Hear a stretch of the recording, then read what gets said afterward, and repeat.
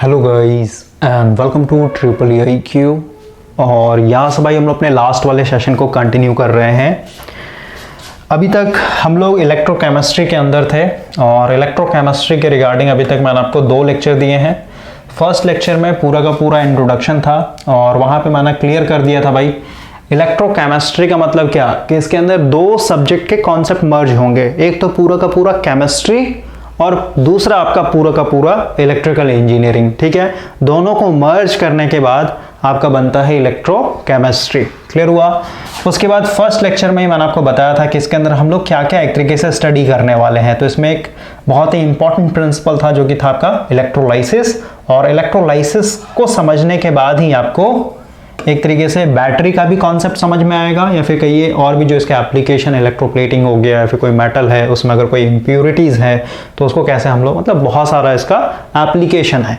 तो अभी हम लोगों ने भाई सेकंड वाला यानी जो बैटरी था, क्योंकि ये हम लोग के लिए इंपॉर्टेंट है, तो हम लोगों ने बैटरी को स्टार्ट किया था। सेकंड लेक्चर में मैंने आपको एक सेल कैसे काम करता है, क्योंकि अगर आप बैटरी बनाना चाहते हैं तो हम लोग को बहुत सारे सेल को लेकर के क्या करना पड़ेगा, सीरीज या फिर पैरेलल या फिर सीरीज पैरेलल में ग्रुपिंग करके एक तरीके से जोड़ करके फिर हम लोग का बनता है बैटरी। तो आप कह सकते हैं बैटरी का जो स्मॉलेस्ट यूनिट होता है उसको हम लोग सेल बोलते हैं। ठीक है, तो एक सिंगल सेल कैसे काम करता है इसका मैंने आपको कॉन्सेप्ट दिया था और पूरा का पूरा ऊपर वो कॉन्सेप्ट था भाई। ठीक है, ताकि आपका इंटरेस्ट एक तरीके से इस सब्जेक्ट में बना हुआ रहे। अब ये जो लेक्चर है ना, यहां से जो मैं स्टार्ट कर रहा हूं भाई, ये मास्टर लेक्चर होगा और अगेन हम लोग बुक के साथ एक तरीके से सिंक्रोनाइज होंगे। क्योंकि अभी जैसे बुक अगर मैं ना यूज़ करूँ ना और डायरेक्ट बोर्ड पे आके अपने मर्जी से डायग्राम बना दूँ, जो भी मेरे दिमाग में वो सब एक तरीके से आपको बताते चले जाऊँ, तो बहुत सारा चीज़ जो होता है ना भाई वो मिस हो जाता है। ठीक है, और ऑलरेडी मैंने आपको बताया है कि ये जो चैप्टर नंबर 10 है इसमें हम लोग पहले कॉन्सेप्ट सीखेंगे, क्योंकि बहुत सारे स्टूडेंट के लिए कॉम्प्लिकेटेड हो जाता है ये, केमिस्ट्री में अगर वीक है खासकर तो। ओके, तो जिन्हें भी डर लगता है उनका सारा का सारा डर भाई खत्म हो जाएगा। तो अभी फिलहाल के लिए हम लोग फिर से बुक के साथ सिंक्रोनाइज हो रहे हैं और ये सब भाई कोई भी आपको नहीं पढ़ाएगा। ठीक है, इतना डिटेल में पूरे YouTube पे आप पढ़ लीजिए, खासकर अगर कोई इलेक्ट्रिकल चैनल को फॉलो कर रहे हैं वहाँ पे, क्योंकि ये पूरा 12th स्टैंडर्ड का। जैसे अगर मैं बुक दिखाऊँ किस बुक से मैंने ये एक तरीके से पूरा कॉन्सेप्ट प्रोवाइड किया है, ये आपका प्रदीप का है, क्लास 12th का। इसमें फर्स्ट चैप्टर ही है।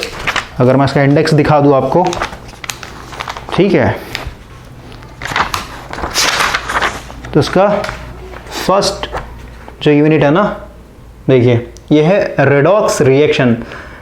इसको शॉर्टकट में लिखते हैं भाई RE, इसका मतलब हुआ रिडक्शन। ठीक है, यहाँ पे जो रेडॉक्स का मतलब होता है, ये जो रेडॉक्स लिखा हुआ है ना, इसका मतलब है RE का मतलब हो गया भाई RED का रिडक्शन। ठीक है, और रिडक्शन में आपको पता है हमेशा क्या होता है, इलेक्ट्रॉन का गेन होता है, मतलब बाहर से इलेक्ट्रॉन वो एक्सेप्ट करता है। और OX का मतलब हो गया ऑक्सीडेशन, मींस एटम जो है इलेक्ट्रॉन को एक तरीके से लूज कर रहा है। तो इलेक्ट्रॉन कौन लूज करता है? मेटल्स। ठीक है, और इलेक्ट्रॉन कौन गेन करता है? Non metals. ठीक है, तो ओवरऑल इस चैप्टर में स्टार्टिंग में तो पहले आपको यही बताया है ऑक्सीडेशन क्या होता है, रिडक्शन क्या होता है। उसके बाद जब आपको एक बेस बन जाएगा इस केमिकल रिएक्शन का, उसके बाद फिर हम लोग इसी चैप्टर में पढ़ते हैं construction of an electrochemical cell.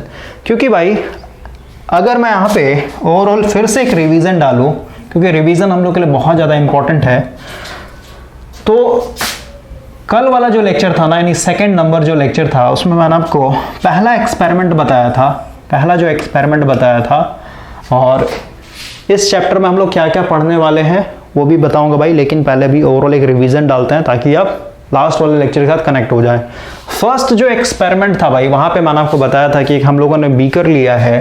ठीक है, एक बीकर लिया है और इस बीकर में हम लोगों ने क्या किया है, पानी डाल दिया है, और इस पानी के अंदर हम लोगों ने क्या किया, एक तरीके से CuSO4 का, ठीक है, इसको जब मिलाएंगे पानी के अंदर तो क्या हो जाएगा, आयोन्स में स्प्लिट हो जाएंगे। ठीक है, तो ये मान लेते कॉपर प्लस ये हो जाएगा माइनस में। इस तरीके से ये आयोन्स फ्लोट कर रहे हैं इस लिक्विड के अंदर, जिसको हम लोग सॉल्यूशन बोलते हैं टेक्निकल लैंग्वेज में। और इस सॉल्यूशन में हम लोगों ने क्या किया था, एक जिंक का रड एक तरीके से इस तरीके से डाल दिया है। तो कुछ समय के बाद क्योंकि ये जो सॉल्यूशन है और ये हम लोग का सॉलिड रॉड है, इनके बीच में रिएक्शन होता है। और ये किस तरीके का रिएक्शन था इसके बारे में मैंने आपको बताया था। और ये सब किस समय की बात है, बहुत बहुत बहुत पुराने समय की बात है भाई, जब हम लोग एक तरीके से बैटरी इन्वेंट करना चाहते थे, ठीक है, उस समय का एक तरीके से एक्सपेरिमेंट। ओवरऑल आप इमेजिन कीजिए आप खुद ये एक्सपेरिमेंट कर रहे हैं और खुद आप एक लैब में हैं। तो ओवरऑल यहाँ पे रिएक्शन क्या था, ये जो मेरा जिंक का इलेक्ट्रोड है, कलर थोड़ा चेंज कर लेता है, ये जो जिंक का इलेक्ट्रोड है भाई, ये क्या हो रहा था, जिंक अपने आप में क्या है, सॉलिड है, ये क्या कर रहा है, 2 इलेक्ट्रॉन लूज कर रहा है, ठीक है। तो लूज करने का मतलब क्या, माइनस लिखेंगे, 2 इलेक्ट्रॉन्स ने लूज किया और ओवरऑल क्या बन जा रहा था एक तरीके से, क्योंकि 2 इलेक्ट्रॉन लूज कर दिया तो ओवरऑल क्या आ जाएगा, इसके ऊपर 2 पावर आ जाएगा। लेकिन बताया था मैंने आपको कि इस तरीके से हम लोग रिएक्शन का इक्वेशन नहीं लिखते, केमिस्ट्री में हमेशा पॉजिटिव साइन यूज किया जाता है। तो ओवरऑल इसको अगर इधर भेज देंगे तो जिंक सॉलिड था मेरा, ठीक है, और ये क्या हो गया, ये किस में कन्वर्ट हो रहा है, जिंक प्लस प्लस मीन्स ये आयोन्स हो गया एक तरीके से, ठीक है, जिंक का आयोन्स। और आयोन्स हमेशा क्या होता है, सॉल्यूशन के अंदर मिक्स हो जाता है। और ये कैसे बना आयोन्स, तो यहाँ पे लिख देता हूँ, आयोन्स मतलब क्या, एक्वा बन जाएगा, मीन्स सॉल्यूशन के अंदर इन लिक्विड के अंदर मिक्स हो जाएगा। और ये कैसे बना, तो ये 2 इलेक्ट्रॉन को एक तरीके से त्याग करके या फिर कहिए लूज करके बना। तो ओवरऑल यहाँ पे देख रहा है, क्योंकि ये जो मेरा सॉल्यूशन था, यहाँ पे देखिए भाई आपके लिए 3D पिक्चर डाला गया। ये पहले सॉल्यूशन कैसा था, ब्लूइश कलर का था। अब आप देख रहे हैं कि कुछ समय के बाद इस रिएक्शन के अंदर क्या हो रहा है, जिंक के आयोन्स एक तरीके से ऐड होते चले जा रहे हैं, ठीक है, ऐड होते चले जा रहे हैं। और क्योंकि इस इलेक्ट्रोड पे क्या हो रहा है, जिंक ने 2 इलेक्ट्रॉन छोड़ा है भाई, ठीक है, ये इलेक्ट्रोड एक तरीके से, क्योंकि इलेक्ट्रॉन है ये हमेशा सॉलिड में ही रहेगा, ठीक है, तो यहाँ पे आपका इलेक्ट्रॉन एक तरीके से जमा होते चला जा रहा है ना। तो ओवरऑल अगर आप फिर से सॉल्यूशन के ऊपर फोकस करें तो सॉल्यूशन के अंदर क्या है, मेरा कॉपर के भी आयोन्स है Cu++, और इसी आयोन्स के कारण क्या है, इस सॉल्यूशन का जो कलर है ब्लूइश कलर है ना। तो ओवरऑल ये क्योंकि पॉजिटिव है और ये इलेक्ट्रोड के ऊपर क्या हो रहा है, नेगेटिव चार्ज, क्योंकि इलेक्ट्रॉन इकट्ठा होते चला जा रहा है, तो ओवरऑल क्या होगा, ये आयोन्स, क्योंकि इलेक्ट्रॉन कभी भी पानी में नहीं उतरेंगे, ठीक है, ये आयोन्स क्या होंगे एक तरीके से, पॉजिटिव है नेगेटिव ओवरऑल अट्रैक्ट करेगा, यानी कॉपर के जो आयोन्स है ये पूरा क्या हो जाएगा, इस इलेक्ट्रोड के पास आ जाएगा और ये यहाँ से 2 इलेक्ट्रॉन लेगा और ओवरऑल क्या हो जाएगा, कॉपर मेरा न्यूट्रल हो जाएगा, ठीक है। तो अगर इसका रिएक्शन दिखाएं तो ये मेरा Cu++ था, किस में था भाई, तो ये पानी के अंदर सॉल्यूशन के अंदर मिक्स था। इसने क्या किया, 2 इलेक्ट्रॉन एक तरीके से गेन कर लिया और ये क्या बन गया, एक तरीके से सॉलिड स्टेट बन गया, ठीक है। अब यहाँ पे ये जो कॉपर, क्योंकि अब भाई एटम बन चुका है, न्यूट्रल एटम बन चुका है, इसके ऊपर कोई भी चार्ज नहीं है, तो ओवरऑल क्या बनेगा एक तरीके से, या तो जैसे लास्ट वाला सेशन वाला बताया था कि ये नीचे में डिपॉजिट हो जाता है, कि आपको इजी वे में समझ में आ जाए, ठीक है, कि नीचे में ये सॉलिड की तरह फॉर्म हो जाएगा। या फिर इस वाले एक्सपेरिमेंट में दिखाया है कि ये जिंक के चारों ओर क्या हो जा रहा है, कॉपर पूरा चिपकते चला जा रहा है, यानी ब्राउनिश लेयर का एक तरीके से इसके ऊपर एक कोटिंग हो जाएगा, ठीक है। ये मेरा फर्स्ट एक्सपेरिमेंट था। तो इस एक्सपेरिमेंट में हम लोगों ने देखा था भाई कि ओवरऑल क्या हो रहा है। ओवरऑल सबसे पहले आप पाउज करता हूं मैं, हम लोग को ऑलरेडी इलेक्ट्रिकल इंजीनियरिंग का नॉलेज है, तो हम लोग को पता है करंट क्या होता है, करंट का मतलब फ्लो ऑफ इलेक्ट्रॉन, है ना, क्योंकि हम लोग पॉजिटिव चार्ज को मूव नहीं करवा सकते भाई, क्योंकि वो न्यूक्लियस के अंदर फिक्स है ना। तो ओवरऑल हम लोग को पता है कि अगर किसी भी वायर में अगर एक पर्टिकुलर डायरेक्शन में इलेक्ट्रॉन को फ्लो करवा दें, है ना, तो ओवरऑल हम लोग को करंट मिल जाएगा। तो यहाँ पे अगर आप देखेंगे, और इलेक्ट्रॉन कहना मतलब क्या, सिंपल वे में आप कह सकते हैं चार्ज, ओके। तो ओवरऑल आप देख रहे हैं कि जो मेरा यहाँ पे अगर आप देखेंगे इस रॉड पे, देखिए यहाँ पे 2 तरीके का रिएक्शन हो रहा है, जिसको हम लोग बोलते हैं रेडॉक्स, शॉर्टकट में अभी जस्ट बताया। RED का मतलब हो गया रिडक्शन, OX का मतलब ऑक्सीडेशन। तो ओवरऑल अगर आप इस जिंक के ऊपर देखेंगे तो यहाँ पे देखिए ये जिंक क्या था, अपने आप में एक न्यूट्रल एटम था, ठीक है, जो कि इस रॉड का यानी सॉलिड हिस्से का पार्ट था। इसने क्या किया, 2 इलेक्ट्रॉन लूज किया, ठीक है भाई। 2 इलेक्ट्रॉन लूज करने का मतलब क्या हुआ, इलेक्ट्रॉन जब लूज होता है तो वहां पे क्या होता है, ऑक्सीडेशन होता है, यानी इस जिंक के रॉड पे क्या हो रहा है, एक तरीके से ऑक्सीडेशन हो रहा है। और वही अगर आप इस सॉल्यूशन के अंदर ये जो कॉपर्स के आयोन्स है, इसको अगर आप देखें, तो क्योंकि ये 2 इलेक्ट्रॉन बाहर से ले रहा है, ठीक है, दूसरे से इलेक्ट्रॉन मांग के ले रहा है, तो ओवरऑल क्या हो रहा है, इलेक्ट्रॉन गेन कर रहा है, इसका मतलब क्या है, यहाँ पे मेरा रिडक्शन एक तरीके से हो रहा है। तो इस बीकर के अंदर आप देख रहे हैं भाई, एक ऑक्सीडेशन हो रहा है और दूसरे पे क्या हो रहा है, रिडक्शन हो रहा है। तो जब ऑक्सीडेशन और रिडक्शन हो रहा है, इसका मतलब क्या, एक इलेक्ट्रॉन त्याग रहा है तो दूसरा इलेक्ट्रॉन क्या हो रहा है, एक तरीके से गेन कर रहा है। इसका मतलब क्या हुआ, यहाँ पे इलेक्ट्रॉन का क्या हो रहा है, शेयरिंग हो रहा है, ठीक है, क्या हो रहा है, इलेक्ट्रॉन का शेयरिंग हो रहा है। मतलब जैसे यहाँ पे अगर सिंपल भाषा में दिखाऊं तो ये मान लेते हैं ये है जिंक, ओके, और यहाँ पे मान लेते हैं ये है Cu++। तो इसने क्या किया, इलेक्ट्रॉन लूज किया 2 इलेक्ट्रॉन, और ये इलेक्ट्रॉन लूज करके किसने गेन कर लिया, इसने गेन कर लिया। तो आप देख रहे हैं कि इलेक्ट्रॉन जो है एक जगह से दूसरी जगह क्या हो रहा है, मेरा फ्लो हो रहा है, ठीक है, या फिर कहिए ओवरऑल चार्ज जो है मेरा एक तरीके से फ्लो हो रहा है। लेकिन ये जो भाई इस इलेक्ट्रॉन के चलते जो भी हम लोगों को करंट मिल रहा है, ओवरऑल वो करंट हम लोग यूटिलाइज नहीं कर पा रहे हैं ना अपने बेनिफिशियल के लिए, अपने फायदे के लिए इसको हम लोग यूटिलाइज नहीं कर पा रहे हैं, है ना। तो ये जो मेरा बीकर है, फिर जो भी हम लोगों ने एक्सपेरिमेंट यहाँ पे परफॉर्म किया, ये हम लोग के लिए यूजलेस है। ओके, हम लोग चाहते हैं, क्योंकि मेरे को भाई करंट अगर चाहिए तो करंट के लिए मेरे को क्या करना पड़ेगा, जो इलेक्ट्रॉन का लेन देन हो रहा है, इलेक्ट्रॉन का जो शेयरिंग हो रहा है due to oxidation and reduction chemical reaction के कारण, इस इलेक्ट्रॉन को जब तक हम लोग किसी वायर के अंदर से ना फ्लो करवाएं तब तक ये करंट जो है हम लोग के लिए यूजफुल नहीं होगा। तो हम लोगों ने क्या किया था, ओवरऑल हम लोगों ने इस एक्सपेरिमेंट को, यानी यहाँ पे मैंने सिंगल बीकर लिया था, तो इसको मैंने क्या कर दिया, 2 बीकर में स्प्लिट कर दिया। मैं बार बार डायग्राम बनाऊंगा नहीं, डायरेक्ट हम लोग बुक के ऊपर आता है, ठीक है।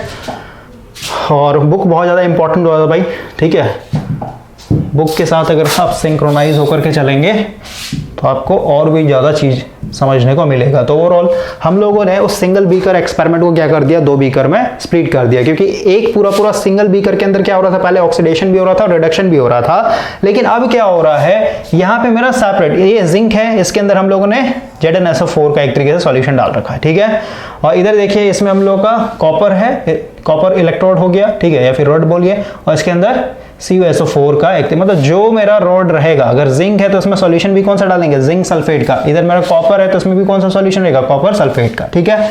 तो ओवरऑल अगर आप इस साइड देखेंगे, क्योंकि ऑलरेडी भाई सेकंड नंबर लेक्चर में मैंने आपको ऑलरेडी समझा रखा है सारा का सारा रिएक्शन, ठीक है। तो अगर आप इधर देखेंगे तो अभी ये जो जिंक है, ये जिंक सॉलिड है, ठीक है। ये क्या हो रहा है, एक तरीके 2 इलेक्ट्रॉन लूज कर रहा है, 2 इलेक्ट्रॉन लूज करके ओवरऑल क्या हो जा रहा है, ये Zn++ बन जा रहा है, यानी सॉल्यूशन के अंदर मिक्स होते चला जा रहा है, ठीक है। तो यहाँ पे देख रहे हैं ये जिंक क्या कर रहा है, इलेक्ट्रॉन को लूज कर रहा है, और ये जो इलेक्ट्रॉन लूज हुआ है कहाँ है, इस रॉड के अंदर ही जमा होते जा रहा है, जमा होते जा रहा है, जमा होते जा रहा है, ठीक है। और सॉल्यूशन के अंदर क्या हो रहा है, Zn2+++ क्या हो रहा है, एक तरीके से पॉजिटिव आयंस ऐड होते चले जा रहे हैं, ठीक है। तो ओवरऑल आप देखेंगे ये जो बीकर है इसके अंदर क्या हो रहा है, मेरा ऑक्सीडेशन हो रहा है, क्योंकि जिंक जो है सॉलिड से किस में कन्वर्ट हो रहा है, आयंस में। यानी पहले इसमें ऑक्सीडेशन नंबर देखें ना, पहले इस पे 0 था, अब कितना चार्ज आ गया, इस पे 2 आ गया, तो ऑक्सीडेशन नंबर बढ़ता है, उसको हम लोग रिडक्शन किए, ठीक है भाई।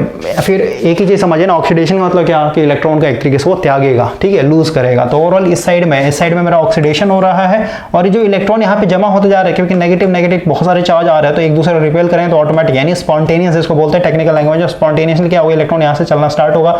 और यहाँ पे अगर आपने वोल्ट मीटर लगा रखा है, फिर एमीटर लगा रखा है, फिर एक बल्ब लगा रखा है, तो क्योंकि इलेक्ट्रॉन अब क्या हो रहा है, एक एक्सटर्नल सर्किट से फ्लो हो रहा है, मींस एक्सटर्नल वायर से फ्लो हो रहा है, तो ओवरऑल यहाँ पे जो मेरा बल्ब होगा वो ग्लो करेगा। इसका मतलब क्या हुआ कि अब हम लोग क्या कर रहे हैं, इस मतलब ये जो इलेक्ट्रॉन फ्लो हो रहा है, अब हम लोग इसको अपने फायदे के लिए यूटिलाइज कर पा रहे हैं, ठीक है। अब देखिए यहाँ पे इधर तो मेरा ऑक्सीडेशन हो रहा है, समझा दिया, अब ये इलेक्ट्रॉन यहाँ पे पहुंच के यहाँ पे आ गया, ठीक है। तो यहाँ पे इलेक्ट्रॉन जमा होते जा रहा है, इसका मतलब क्या, ये नेगेटिव चार्ज इकट्ठा हो रहा है, मतलब पूरा प्लेट क्या होगा, नेगेटिव तरह बिहेव करेगा।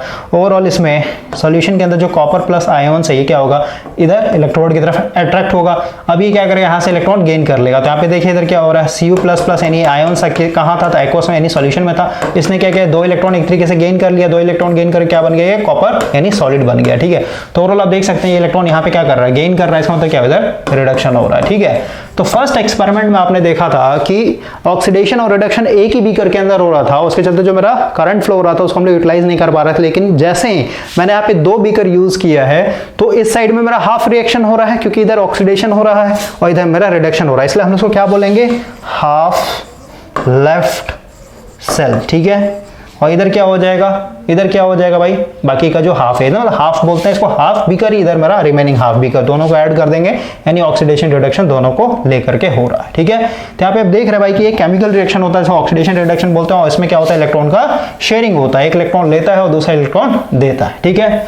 और इसके चलते हम लोग का क्या हो रहा है, इलेक्ट्रॉन जो है एक पर्टिकुलर डायरेक्शन में फ्लो हो रहा है, तो इसके चलते जो भी मेरा करंट मिलेगा वो भी एक पर्टिकुलर डायरेक्शन में फ्लो होगा। यानी ये जो सेल का जो करंट का नेचर है कैसा होगा, डायरेक्ट करंट, यानी डीसी मिलेगा हम लोग को, ठीक है।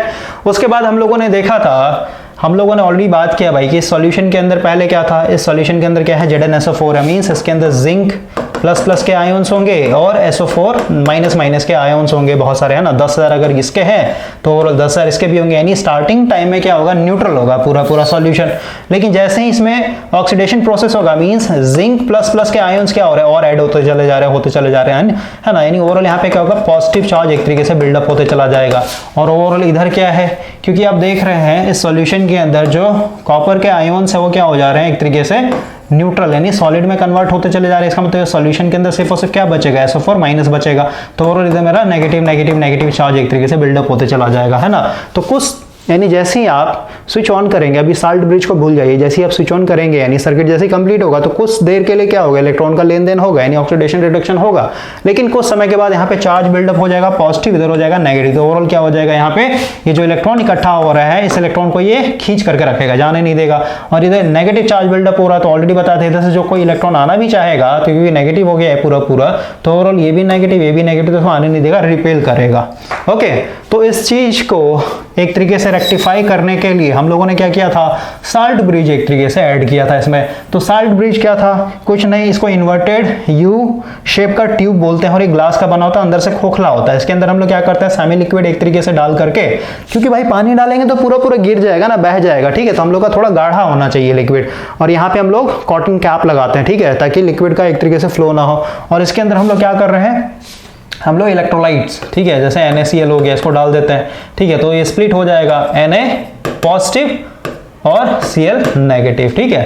तो ओवरऑल इधर मेरा नेगेटिव चार्ज बिल्डअप हुआ, इसका मतलब क्या है, ये जो Na पॉजिटिव आयॉन्स है इधर की तरफ अट्रैक्ट हो जाएंगे और जैसे जैसे इसमें Na प्लस आते जाएगा ये पॉजिटिव नेगेटिव मिलकर के न्यूट्रल होते चला जाएगा, ठीक है। और इधर मेरा पॉजिटिव चार्ज बिल्डअप हुआ था तो इधर से क्लोरीन आकर के एक तरीके से क्या हो जाएगा, पॉजिटिव नेगेटिव मिलकर के इसको न्यूट्रल कर देगा, ठीक है।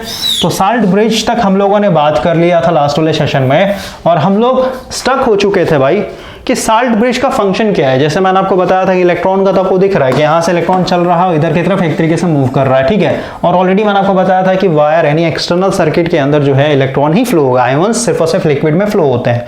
तो आयोन्स का कैसे एक तरीके से मूवमेंट हो रहा है इसके ऊपर हम लोग थोड़ा सा जिक्र करते हैं, ओके। और आपको पता है इलेक्ट्रॉन अगर इस डायरेक्शन में जा रहा है इसका मतलब क्या, करंट मेरा किधर की तरफ जाएगा, इधर की तरफ जाएगा, ठीक है, क्लियर हो गया। इसलिए इसको पॉजिटिव दिखाया है और इसको नेगेटिव दिखाया है, ठीक है। करंट के डायरेक्शन ऑफ रेफरेंस लेके चलिए, ज्यादा बेटर होगा। तो ओवरऑल देखिए, क्योंकि मेरा ये करंट डायरेक्शन है भाई, करंट को हम लोग हमेशा किसका एक तरीके से लेके चलते हैं, मींस ये पॉजिटिव चार्ज के फ्लो के कारण एक तरीके से हम लोग का डायरेक्शन कंसीडर किया जाता है। तो अगर हम लोग देखें यहाँ पे इस साल्ट ब्रिज के अंदर हम लोग का क्या है, पॉजिटिव चार्ज है और नेगेटिव चार्ज है जिसको हम लोग आयोन्स बोल रहे हैं। तो अगर आप देखेंगे क्योंकि यहाँ पे नेगेटिव चार्ज बिल्डअप हो रखा है तो ये जो पॉजिटिव आयोन्स है सोडियम के ये इस डायरेक्शन में फ्लो होगा, ठीक है, इस तरीके से। यानी इधर भी अगर कोई, क्योंकि भाई हर जगह ये NaCl भरा हुआ होगा ना, ऐसा थोड़ी ना कि पॉजिटिव चार्ज एक ही जगह बैठा हुआ होगा, ये पूरा पूरा क्या होगा, हर एक जगह अवेलेबल होगा। तो यहां से मान लेते हैं एक मेरा यहाँ पे छुपा हुआ है Na पॉजिटिव, तो ये कैसे चलेगा, ये इधर, क्योंकि इधर तो आएगा नहीं क्योंकि इधर मेरा पॉजिटिव चार्ज बिल्डअप हो रखा है ऑलरेडी, ठीक है। तो रिपेल करेगा तो ओवरऑल ये ऐसे ऐसे होते हुए इधर की तरफ फ्लो करेगा, ठीक है। तो जो पॉजिटिव आयोन्स है ये किधर की तरफ मूव कर रहा है, इस डायरेक्शन में मूव कर रहा है, ठीक है। और क्योंकि पॉजिटिव आयोन्स मतलब चार्ज एक तरीके का पॉजिटिव चार्ज, तो पॉजिटिव चार्ज जिस डायरेक्शन मूव कर रहा है उसी डायरेक्शन में करंट भी फ्लो होना चाहिए। तो आप देख ही रहे करंट मेरा ऐसे तो फ्लो हो रहा है, ऐसे जाकर के ऐसे जा रहा है, समझ में आया। और वही अगर हम लोग नेगेटिव आयोन्स की बात करें तो नेगेटिव आयोन्स क्योंकि यहाँ पे पॉजिटिव चार्ज बिल्डअप हो रखा है तो जो क्लोरीन होंगे, मान लेते हैं यहाँ पे कोई क्लोरीन छुपा हुआ है नेगेटिव आयोन्स, तो क्या होगा, ये हमेशा इस डायरेक्शन में मूव करेगा। तो इलेक्ट्रॉन नेगेटिव चार्ज मतलब क्या, इसको इलेक्ट्रॉन बोल सकते हैं हम लोग। तो ओवरऑल इलेक्ट्रॉन ऐसे आ रहा है, ऐसे आ रहा है, ऐसे आ रहा है, ऐसे आ रहा है, और यहाँ पे आकर के फिर यहाँ से क्या हो जाएगा, नेगेटिव आयोन्स का एक तरीके से मूवमेंट हो जाएगा। तो नेगेटिव आयोन्स भी आपका इसी डायरेक्शन से फ्लो होते हुए ऐसे जा रहा है, ठीक है। इसलिए साल्ट ब्रिज क्या करता है, सर्किट को कंप्लीट करता है, ठीक है। दूसरा काम क्या है कि ये जो आपका दो बीकर है, दोनों बीकर में जो चार्ज बिल्डअप हो रहा है उसको एक तरीके से न्यूट्रल करते रहता है, ठीक है। तीसरा काम क्या होता है, एक तरीके से इधर वाली चीजों को उधर नहीं जाने देगा और इधर वाली चीजों को उधर नहीं आने देगा, ठीक है, यानी डिफ्यूजन नहीं होने देता है। तो यहां तक हम लोगों ने भाई जिक्र कर लिया था। आई होप कि आपको ये चीज समझ में आ गया होगा। एक बार आप पढ़ लीजिएगा, ठीक है, आपके लिए लगा दिया मैंने, एक बार पढ़ लीजिएगा। अभी हम लोग और भी चीजों के ऊपर बात करेंगे। अब देखिए लास्ट वाले सेशन में भाई हम लोगों ने एक क्वेश्चन अराइज किया था, जैसे बहुत सारे लोगों के मन में क्वेश्चन अराइज होगा ना कि यहाँ पे आपने इलेक्ट्रोड जिंक ही क्यों लिया, ठीक है, यहाँ पे आपने कॉपर ही क्यों लिया, स्टील क्यों नहीं लिया, या फिर कहीं आयरन क्यों नहीं लिया, या फिर कहीं आपने यहाँ पे गोल्ड क्यों नहीं लिया, कोई भी हम लोग इलेक्ट्रोड ले सकते थे, है ना। तो अभी इस चीज का आंसर अगर आपको पता करना भाई तो आपको 2 से 3 लेक्चर मेरे साथ आपको पेशेंस के साथ चलना पड़ेगा, आपको आंसर मिल जाएगा, ठीक है, कि यहाँ पे जिंक ही क्यों लिया, यहाँ पे जिंक सल्फेट का ही एक तरीके से सॉल्यूशन क्यों लिया, ओके, ये सब का आपको आंसर मिल जाएगा। अभी फिलहाल के लिए हम लोग यहाँ तक पहुँचने के लिए, ठीक है, यानी इसका रीजन जानने के लिए, ठीक है, हम लोगों को कुछ और भी इंपॉर्टेंट कॉन्सेप्ट गेन करना पड़ेगा। और वो है आपका इस इलेक्ट्रोड को लेकर के, ठीक है। इस इलेक्ट्रोड के ऊपर हम लोग फिर से फोकस करेंगे और इस इलेक्ट्रोड को लेकर के हम लोग निकालेंगे यहाँ पे इलेक्ट्रोड पोटेंशियल क्या होता है, ठीक है। इलेक्ट्रोड पोटेंशियल क्या होता है इसके ऊपर अभी हम लोग जिक्र करेंगे, ठीक है। लेकिन अभी आगे बढ़ने से पहले ओवरऑल ये मेरा एक तरीके से सिंगल सेल था। अब हम लोग थोड़ा सा प्रैक्टिकल लाइफ में एक तरीके से जा रहे हैं भाई, ठीक है। तो प्रैक्टिकल लाइफ में अगर आप कोई बैटरी खरीदते हैं यानी गैल्वेनिक सेल खरीदते हैं, गैल्वेनिक सेल भाई रिचार्जेबल नहीं होता है, यानी जितने भी रिमोट्स में बैटरी लगते हैं 5-10 रुपए वाला जो बैटरी मिलता है आपको वो कुछ इस तरीके का होता है, यानी वहां पे कभी भी 2 बीकर नहीं होते हैं, समझ में। इस तरीके का ये पॉजिटिव टर्मिनल नेगेटिव टर्मिनल है ना। तो इस पूरे सर्किट को हम लोग कैसे इस फॉर्म में कन्वर्ट करते हैं इसके ऊपर बात करते हैं, ठीक है। देखिए ये है आपका, उसके बाद फिर हम लोग सेल को रिप्रेजेंट करना सीखेंगे। पहले इस चीज को समझिए, यहाँ पे ये आपका दिया ना a popular form of Daniel cell. Daniel cell का मैंने क्या कॉन्सेप्ट दिया था कि अगर जिधर ऑक्सीडेशन हो रहा है, मींस ऑक्सीडेशन हमेशा लेफ्ट साइड में होता है, ये स्टैंडर्ड माना हुआ रहता है भाई, ठीक है। अपने मर्जी से आप इधर उधर मत बना दीजिएगा, ओके। तो जिस साइड में ऑक्सीडेशन हो रहा है या फिर कहिए डैनियल सेल के लिए कंडीशन है ये भाई कि आपने जो एनोड है मेरा, एनोड को मैंने क्या लिया, जिंक लिया है, कैथोड को मैंने क्या लिया, कॉपर लिया है, ठीक है। अगर जिंक आपने इलेक्ट्रोड लिया तो जिंक के अंदर कौन सा सॉल्यूशन है, जिंक सल्फेट होना चाहिए, और जो आपने कॉपर लिया उसमें कौन सा, कॉपर सल्फेट होना चाहिए। इसको हम लोग डैनियल सेल बोलते हैं, ठीक है। अगर आपने इलेक्ट्रोड चेंज कर दिया, मान लेते आपने लीड ले लिया, ठीक है, फिर एल्युमिनियम ले लिया, ठीक है, या फिर सिल्वर ले लिया, तो वहां पे आपका बैटरी का नाम भी चेंज हो जाता है, ओके। तो ओवरऑल समझिए कैसे हम लोग वो 2 बीकर वाले डायग्राम को कैसे सिंगल बीकर में कन्वर्ट करते हैं, जो कि आपका बैटरी प्रैक्टिकल लाइफ में जो हम लोग देखते हैं। देखिए भाई, क्योंकि हम लोग के पास यहाँ पे 2 बीकर था, ठीक है। तो पहला बीकर ये देखिए, पहला बीकर मेरा ये है, ओके।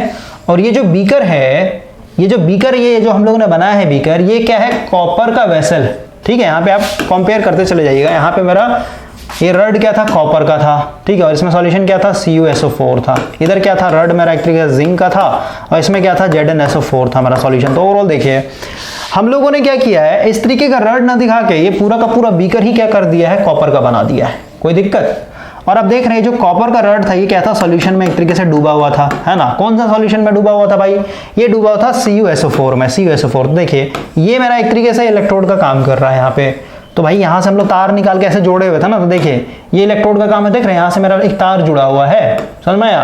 और प्रैक्टिकल लाइफ में अगर आप देखेंगे तो इस तरीके का आपको दिमाग में रखना भाई, ये वाला बैटरी, ओके। तो ओवरऑल यहाँ से यहीं से तो चिपकाते हैं, ये क्या होता है, बॉडी से कनेक्टेड होता है इसका, ठीक है। तो ओवरऑल एक तार यहाँ से निकल गया, ओके। अब देखिए ये कॉपर है, किस में डूबा, कॉपर सल्फेट में। तो देखिए ये पूरा देख रहे हैं, यहाँ पे दिया हुआ ना ऐसे एरो मार के, क्या है ये, CuSO4 है, ओके। यानी आप कह सकते हैं इलेक्ट्रोड के इटसेल्फ CuSO4 से कांटेक्ट बनाया हुआ, यानी टच कर रहा है। अब हम लोग इस वाले बीकर के ऊपर बात करते हैं। तो इस वाले बीकर में देखिए यहाँ पे भाई ये मेरा बीकर है, ठीक है। इसके अंदर जो रड डाला है, क्योंकि यहाँ से हम लोग कनेक्शन ले रहे हैं, है ना। तो ये यहाँ पे एक्चुअल में रड दिखाई है जिंक का, ठीक है। आप देख सकते हैं यहाँ पे क्या है, जिंक रड हो गया। उसके बाद ये किस में डूबा हुआ है, ZnSO4 सॉल्यूशन में डूबा है, तो ये ZnSO4 सॉल्यूशन दिखा दिया है, ओके। उसके बाद हम लोग का यहाँ पे क्या होता है, साल्ट ब्रिज होता है, ठीक है। ये साल्ट ब्रिज इस तरीके से कनेक्टेड होता है ना। तो साल्ट ब्रिज क्या होता है, एक बीकर से दूसरे बीकर में एक तरीके से कनेक्टेड होता है, ठीक है। यानी ये सॉल्यूशन के अंदर डूबा हुआ रहता है, तभी तो एक तरीके से आयंस का लेन देन होगा, इधर मेरा पॉजिटिव आयंस आएगा, इधर मेरा नेगेटिव आयंस आएगा। तो इस चीज को थोड़ा और क्लियर वे में देखने के लिए देखिए, ये देखिए पोरस, ठीक है, पोरस पोर्ट, मतलब आप समझिए ना भाई, ये इस वाले सॉल्यूशन से भी कनेक्टेड है, ओके। ये वाला जो आपका CuSO4 है, और अंदर से देखेंगे तो अगर आपका ये जिंक SO4 सॉल्यूशन में भी एक तरीके से कांटेक्ट बनाना, ठीक है। तो अभी ओवरऑल इस तरीके से आपको दिमाग में रखना भाई। अब हम लोग आते हैं थोड़ा सा आगे, ओके।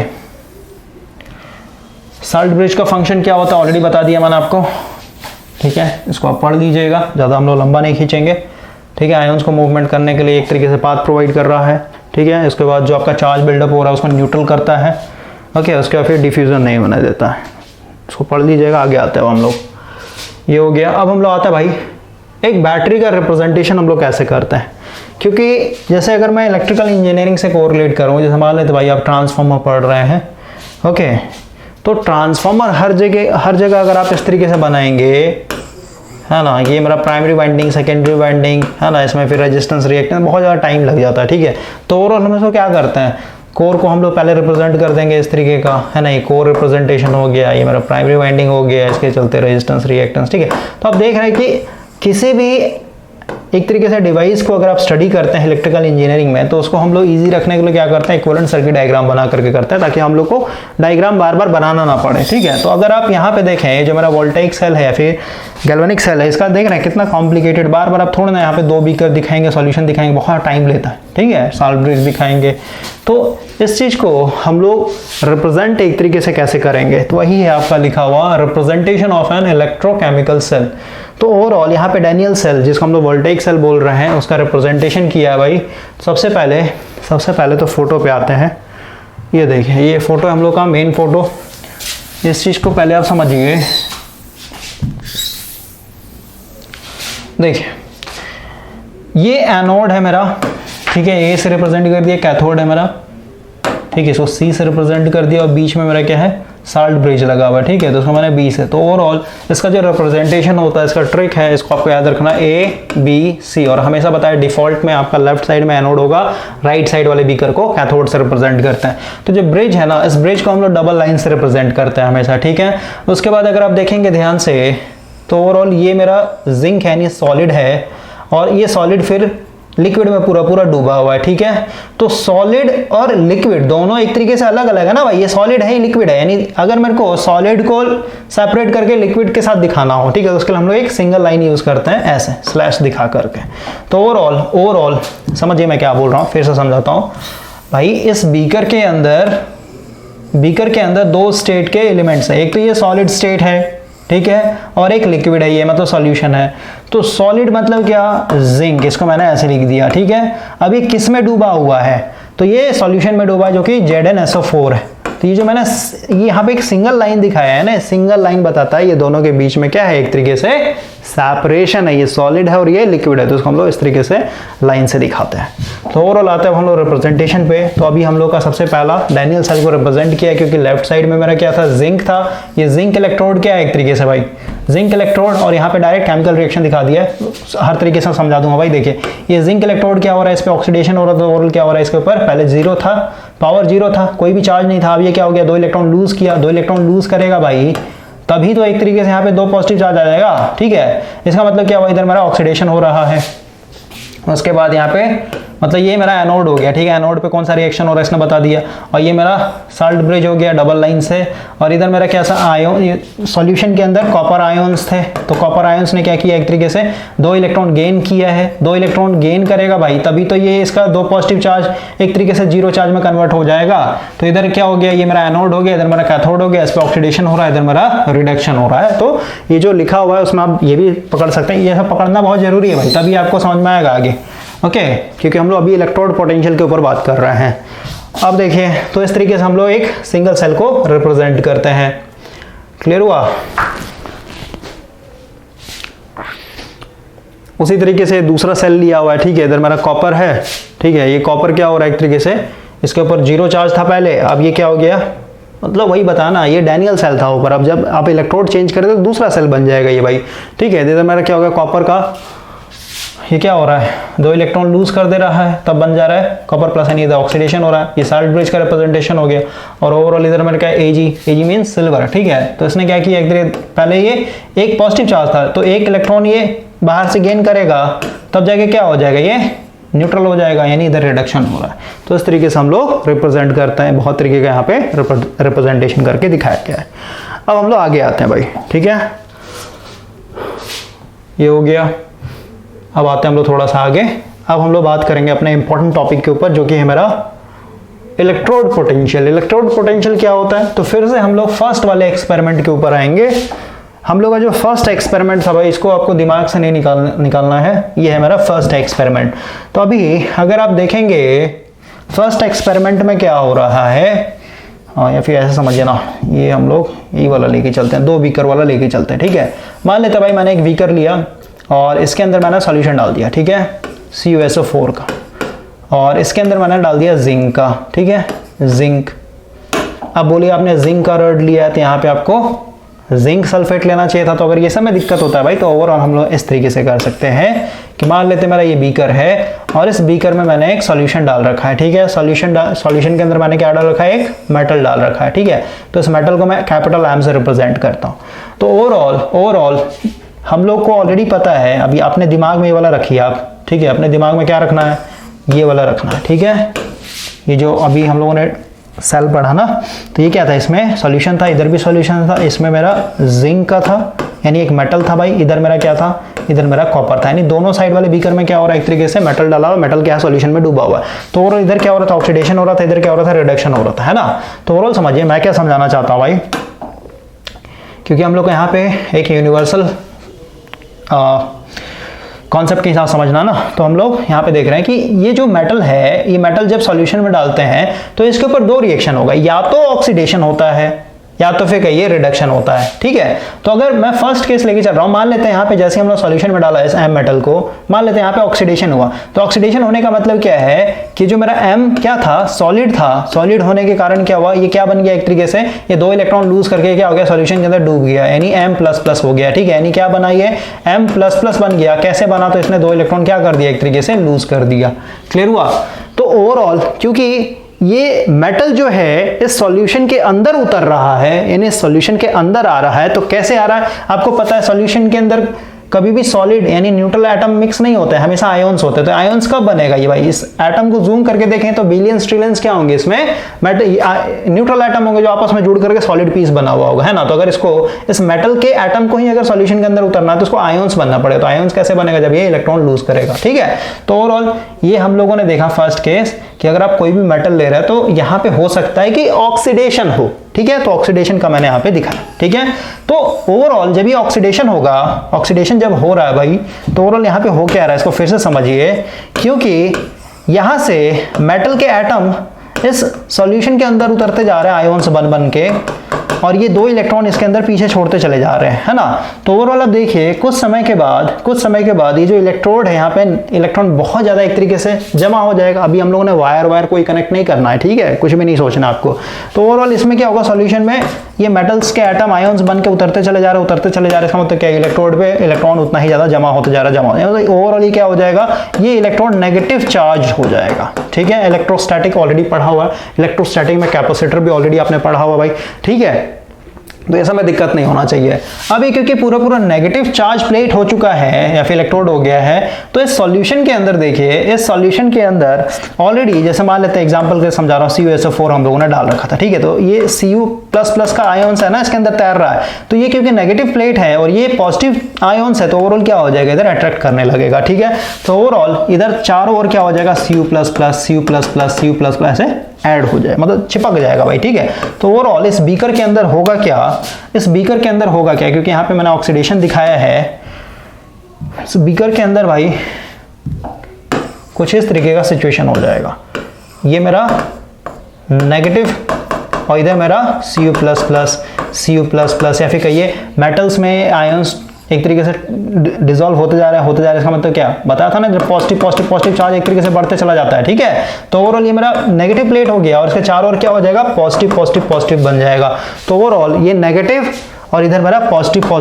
तो ओवरऑल आपको पता है कि ये मेरा नेगेटिव चार्ज है और ये मेरा पॉजिटिव चार्ज है। तो अगर आपका एक नेगेटिव चार्ज और एक पॉजिटिव चार्ज इस तरीके से होते हैं, इनके बीच में एक स्मॉल इलेक्ट्रिक फील्ड बनता है और कहीं पे भी इलेक्ट्रिक फील्ड है, इसका मतलब क्या, वहां पे क्या होगा, इसका पोटेंशियल होगा भाई। इलेक्ट्रिक फील्ड समझिए ना, याद कीजिए आप इलेक्ट्रोस्टैटिक, जैसे मैंने बताया था कोई चार्ज है तो अपना इलेक्ट्रिक फील्ड बनाएगा, और इलेक्ट्रिक फील्ड बना रहा है, सीधी सी बात, अगर आप इन्फिनिटी पॉइंट से कोई टेस्ट चार्ज को उठा करके लेकर के आना चाहते हैं, तो टेस्ट चार्ज को उठा करके आप यहाँ पे रखते हैं, तो सीधी सी बात आपको एक्सटर्नल वर्क डन करना पड़ेगा, और जो भी वर्क डन करेंगे वही क्या हो जाता है, उसका इलेक्ट्रिक पोटेंशियल कहलाता है। इसका मतलब क्या है, यहाँ पे मेरा क्या है, इलेक्ट्रिक पोटेंशियल बन रहा है, ठीक है, समझाया। और एक होता है इलेक्ट्रिक पोटेंशियल डिफरेंस, जिसको हम लोग वोल्टेज बोलते हैं, ध्यान समझिए। इलेक्ट्रोस्टैटिक इसलिए बताया था भाई, ये समय दिक्कत ना हो आपको। एक होता है इलेक्ट्रिक पोटेंशियल, सिर्फ पोटेंशियल बोल रहा हूं मैं, ठीक है। और एक होता है मेरा इलेक्ट्रिक पोटेंशियल डिफरेंस, दोनों में जमीन आसमान का अंतर है, ठीक है। इलेक्ट्रिक पोटेंशियल डिफरेंस ओवरऑल समझिए।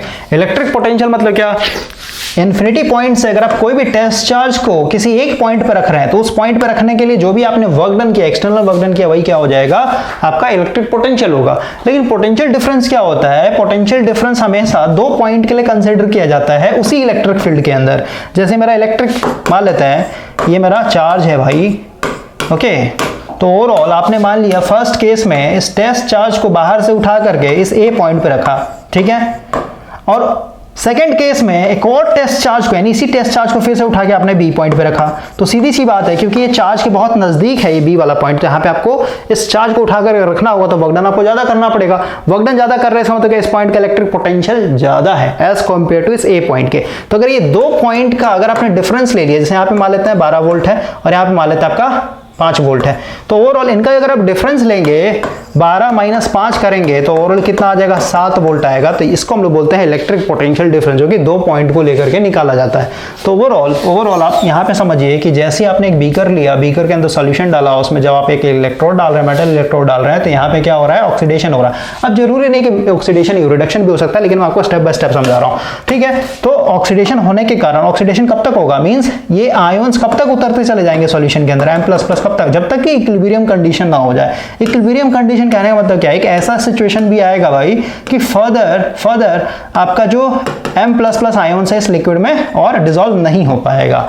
जैसे आप एक गिलास पानी लीजिए, उसमें चीनी ऐड करते जाइए, तो एक ऐसा भी तो सैचुरेशन पॉइंट आएगा कि अब आप चीनी कितना भी मिला ले वो फिर मिक्स नहीं होगा पानी में। तो वही बोल रहा हूँ, इक्विलिब्रियम कंडीशन जब हिट हो जाएगा तो वहां पे आपका क्या होगा, ये नेगेटिव इलेक्ट्रोड बन जाएगा, यानी नेगेटिव प्लेट इधर पे एक्ट करेगा और इसके अंदर जो पॉजिटिव आयोन्स थे ये इसके चारों ओर इस तरीके से चिपकते चले जाएंगे।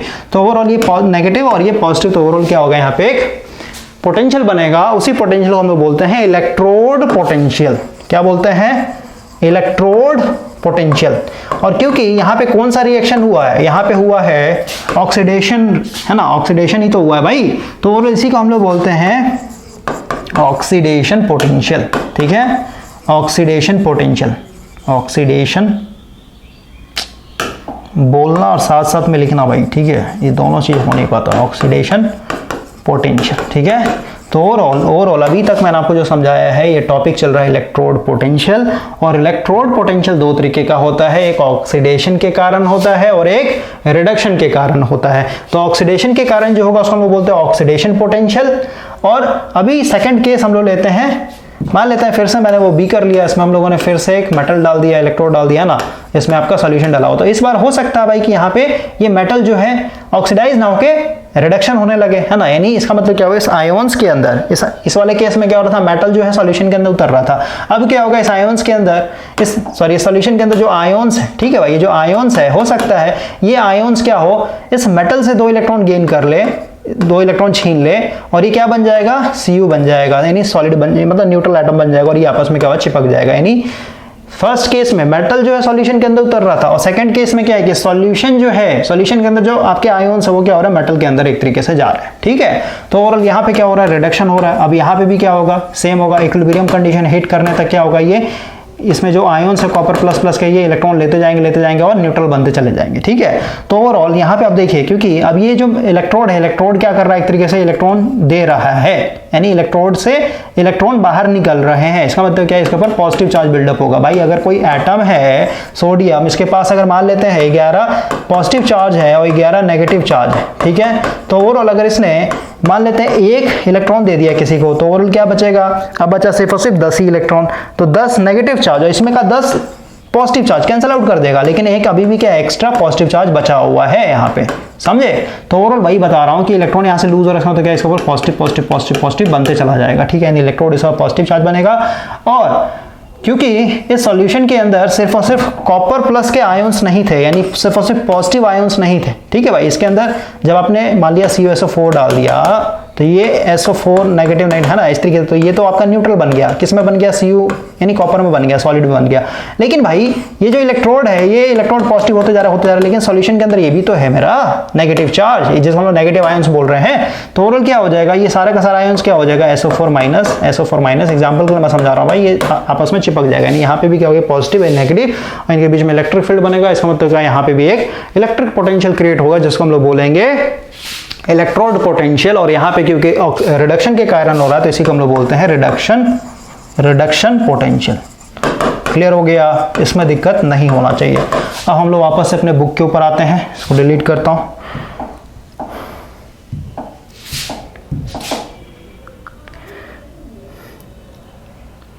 एक मिनट भाई,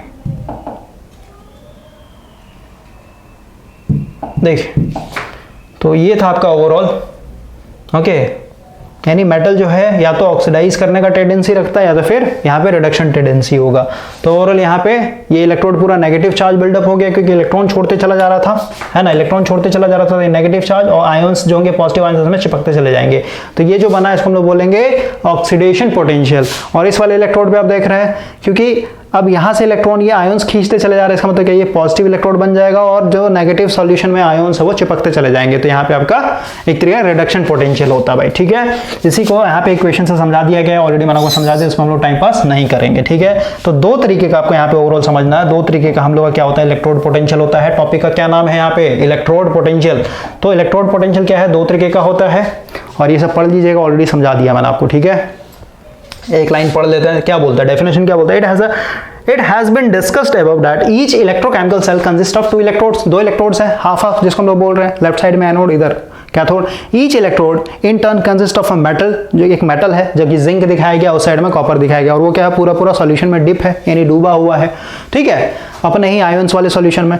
At one of these electrode oxide, एक साइड में ऑक्सीडेशन हो रहा है, दूसरे साइड में रिडक्शन हो रहा है। In other word, one electrode has tendency to lose electron, और दूसरे में क्या है, टेंडेंसी टू गेन इलेक्ट्रॉन, ठीक है। तो इसके चलते हम लोग का पोटेंशियल बनता है, इसे बता दिया मैंने आपको। अब देखिए यहाँ पे भाई, यहाँ पे आप देख रहे हैं कि एक साइड में इधर मेरा क्या हो रहा है, ऑक्सीडेशन पोटेंशियल बन रहा है, मतलब दोनों केस में पोटेंशियल बना, मीन्स कुछ ना कुछ यहाँ पे इलेक्ट्रिक फील्ड क्रिएट हो रहे हैं। तो ये जो पोटेंशियल बनेगा, ये जो पोटेंशियल बनेगा भाई, पॉजिटिव नेगेटिव, इनके बीच में जो इलेक्ट्रिक फील्ड बन रहा है, जैसे अगर मैं एक एनालॉगस देके समझाऊं, जैसे मान लेते हैं ओम्स लॉ की बात करते हैं भाई, ठीक है। ओम्स लॉ क्या बोलता है कि आपका जो रेजिस्टेंस क्या है, रो एल बाई एरिया, है ना। तो अगर आप मान लेते हैं एक छोटा सा न्यूमेरिकल लेते हैं भाई, ये मान लेते हैं आर का वैल्यू यहाँ पे 10 ओम है, यहाँ पे मान लेते हैं 5 ओम है, और यहाँ पे मान लेते हैं आपका 3 ओम है, और ये आपका एक बैटरी लगा हुआ है, और यहाँ पे आपको बोल दिया कि करंट निकालो, आई निकालो। तो आपको पता है मान लो 12 वोल्ट का बैटरी लगा हुआ, तो आपको पता है आई इक्वल टू होता है वी बटा आर, ठीक है। और आर जहाँ पे क्या होगा, आर इक्विवेलेंट के बराबर होगा, ये दोनों पैरेलल में हो गया, इसका सीरीज में हो जाएगा। तो मेरा कहने का मतलब यही है भाई कि यहाँ पे अगर आप इस सर्किट को सॉल्व कर रहे हैं, तो यहाँ पे आप क्या मान के चलते हैं कि जो रेजिस्टेंस है ये हमेशा कांस्टेंट है, ये 10 ओम है तो 10 ओम ही रहेगा, 5 ओम है तो 5 ओम ही रहेगा, समझ रहे हैं बात को। लेकिन ओम्स लॉ क्या बोला है, ओम्स लॉ क्या बोला है कि ये जो रेजिस्टेंस है ये तभी कांस्टेंट रहेगा जब आप सराउंडिंग जो एटमॉस्फेयर है इसका टेम्परेचर कांस्टेंट रखें, ठीक है। अगर टेम्परेचर कांस्टेंट होगा तभी आपका ये रेजिस्टेंस भी कांस्टेंट रहेगा। जैसे मान लेते हैं मेरे पास एक वायर है, ठीक है, ये मान लेते हैं भाई 2 मीटर लंबा वायर है, इसका कुछ cross section area 1 metre square, ऐसे समझ लीजिए, ठीक है। तो ओवरऑल इस लेंथ के चलते, एरिया के चलते देख रहे हैं, रेजिस्टेंस लेंथ पे भी डिपेंड, एरिया पे डिपेंड कर रहा है, ठीक है। और ओवरऑल मैंने लेंथ को भी कांस्टेंट किया हुआ, एरिया भी कांस्टेंट है मेरा, तो ओवरऑल इसका रेजिस्टेंस भी क्या होना चाहिए, कांस्टेंट होना चाहिए। लेकिन मान लेते भाई अभी आप इस वायर को कहाँ रख रहे हैं, मान लेते रूम टेम्परेचर पर रख रहे हैं 25 डिग्री सेंटीग्रेड। लेकिन वही अगर आप मान लेते हैं इसको लेकर के, इस वायर को लेकर के नॉर्थ पोल पे चले गए, तो वहां पे टेम्परेचर बहुत नीचे चला जाएगा। तो टेम्परेचर अगर डाउन होता है तो वहां पे फिर क्या हो जाएगा, रेजिस्टेंस भी चेंज हो जाएगा, ठीक है। क्योंकि इसका जब आप जूम करके देखेंगे इसमें बिलियंस ट्रिलियन एटम देखने को मिलेगा। और अगर आपने 11th-12th अच्छे से किया हुआ है, फिर बेसिक इलेक्ट्रॉनिक्स जो 29 लेक्चर दिया तो उसको अच्छे से किया होगा आपने, तो आपको पता है कि अंदर में जो एटम्स हैं, एटम्स के अंदर आपके जो बाहरी ऑर्बिट में इलेक्ट्रॉन बैठे हैं भाई, ये बाहर से इलेक्ट्रॉन क्या करते हैं, गेन करते हैं, सॉरी एनर्जी गेन करके क्या होता है, एक्साइटेड हो जाता है, मीन्स इसमें वाइब्रेशन ये सब आता है, ठीक है। तो ओवरऑल टेम्परेचर चेंज करने से अंदर का जो फिजिकल स्टेट है एटम्स का उसमें भी चेंजिंग आता है, ठीक है। तो ओवरऑल आपका रेजिस्टेंस भी चेंज हो जाएगा, ठीक है। टेम्परेचर अगर आप चेंज कीजिएगा तो रेजिस्टेंस भी आपका एक तरीके से चेंज रहता है। इसलिए ओम्स लॉ पढ़िएगा तो वहाँ पे क्या बोलता है, एट कांस्टेंट टेम्परेचर, ठीक है। टेम्परेचर कांस्टेंट है तभी आपका ये रेजिस्टेंस 10 ओम का 10 ओम ही बिहेव करेगा। टेम्परेचर चेंज हो जाएगा तो ओवरऑल ये चेंज हो जाएगा। और सिर्फ टेम्परेचर पे नहीं, अगर आप और भी डिटेल में अगर आप पढ़ेंगे तो यहाँ पे प्रेशर भी, जैसे एटमॉस्फेरिक प्रेशर बहुत ज़्यादा है, ठीक है, फिर ये बाहरी दबाव बहुत ज़्यादा है, तो ओवरऑल इसके अंदर का जो फिजिकल स्ट्रक्चर है भाई मॉलिक्यूल्स का, फिर एटम्स का, वो भी चेंज हो जाएगा। हो सकता है प्रेशर के कारण थोड़ा सा लेंथ में चेंजिंग आ गया, लेंथ बढ़ जाए तो रेजिस्टेंस बढ़ जाएगा, हो सकता है लेंथ में चेंजिंग आए तो एरिया में भी चेंजिंग है ना। तो ओवरऑल बहुत चीज़ों के ऊपर रेजिस्टेंस आपका डिपेंड कर रहा है। तो इसी तरीके से आपने अभी जो इलेक्ट्रोड पोटेंशियल यहाँ पे देखा है कि ऑक्सीडेशन हो रहा है या फिर कहीं रिडक्शन हो रहा है, जो मेरा पोटेंशियल बन रहा है जिसको हम इलेक्ट्रोड पोटेंशियल बोल रहे हैं, ये इलेक्ट्रोड पोटेंशियल भी बहुत सारे पैरामीटर के ऊपर डिपेंड करता है। सबसे पहले यहाँ पे लिखा हुआ है नेचर ऑफ मेटल्स, यानी यहाँ पे आप कौन सा मेटल यूज कर रहे हैं, ठीक है, क्योंकि भाई कुछ मेटल ऐसे भी होंगे जो ज्यादा एक तरीके से ऑक्सीडाइज करने का कैपेबिलिटी रखते होंगे। जैसे मान लेते अगर मैं आयरन लूं तो आयरन हो सकता है भाई ये आयरन Fe++ में टूट जाए, नहीं 2 इलेक्ट्रॉन लूज करके ये एक तरीके से Fe++ बन जाए, फिर हो सकता है ये आयरन जो है आपका एक ही साथ 3-3 इलेक्ट्रॉन त्याग दे, है ना। तो डिपेंड करता है कि एक तरीके से ये मेटल का क्या नेचर है। कुछ मेटल ज्यादा एक तरीके से ऑक्सीडाइज होते हैं, बहुत जल्दी ऑक्सीडाइज होते हैं, कुछ होते हैं बहुत धीरे धीरे ऑक्सीडाइज हो जाते हैं, है ना। तो ओवरऑल मेटल के नेचर पे डिपेंड करेगा। उसके बाद यहाँ पे जो सॉल्यूशन डाल रखा है आपने, बीकर के अंदर जो सॉल्यूशन डाल रखा है भाई, इस सॉल्यूशन के अंदर जो आयोन्स के कंसंट्रेशन होंगे, ठीक है, आयोन्स का कंसंट्रेशन मतलब क्या भाई, क्वांटिटी, ठीक है, हो सकता है आपका बहुत ज्यादा आपने सॉल्यूशन, जैसे मान लेते हैं आप नींबू पानी बना रहे हैं भाई, तो नींबू पानी बहुत ज्यादा चीनी डाल दिया, तो चीनी डालने मतलब क्या, पानी के अंदर आपका जो शुगर का कंसंट्रेशन है वो ज्यादा है एक तरीके से एज कम्पेयर टू जो आपने साल्ट डाला है उसके मुकाबले, ठीक है।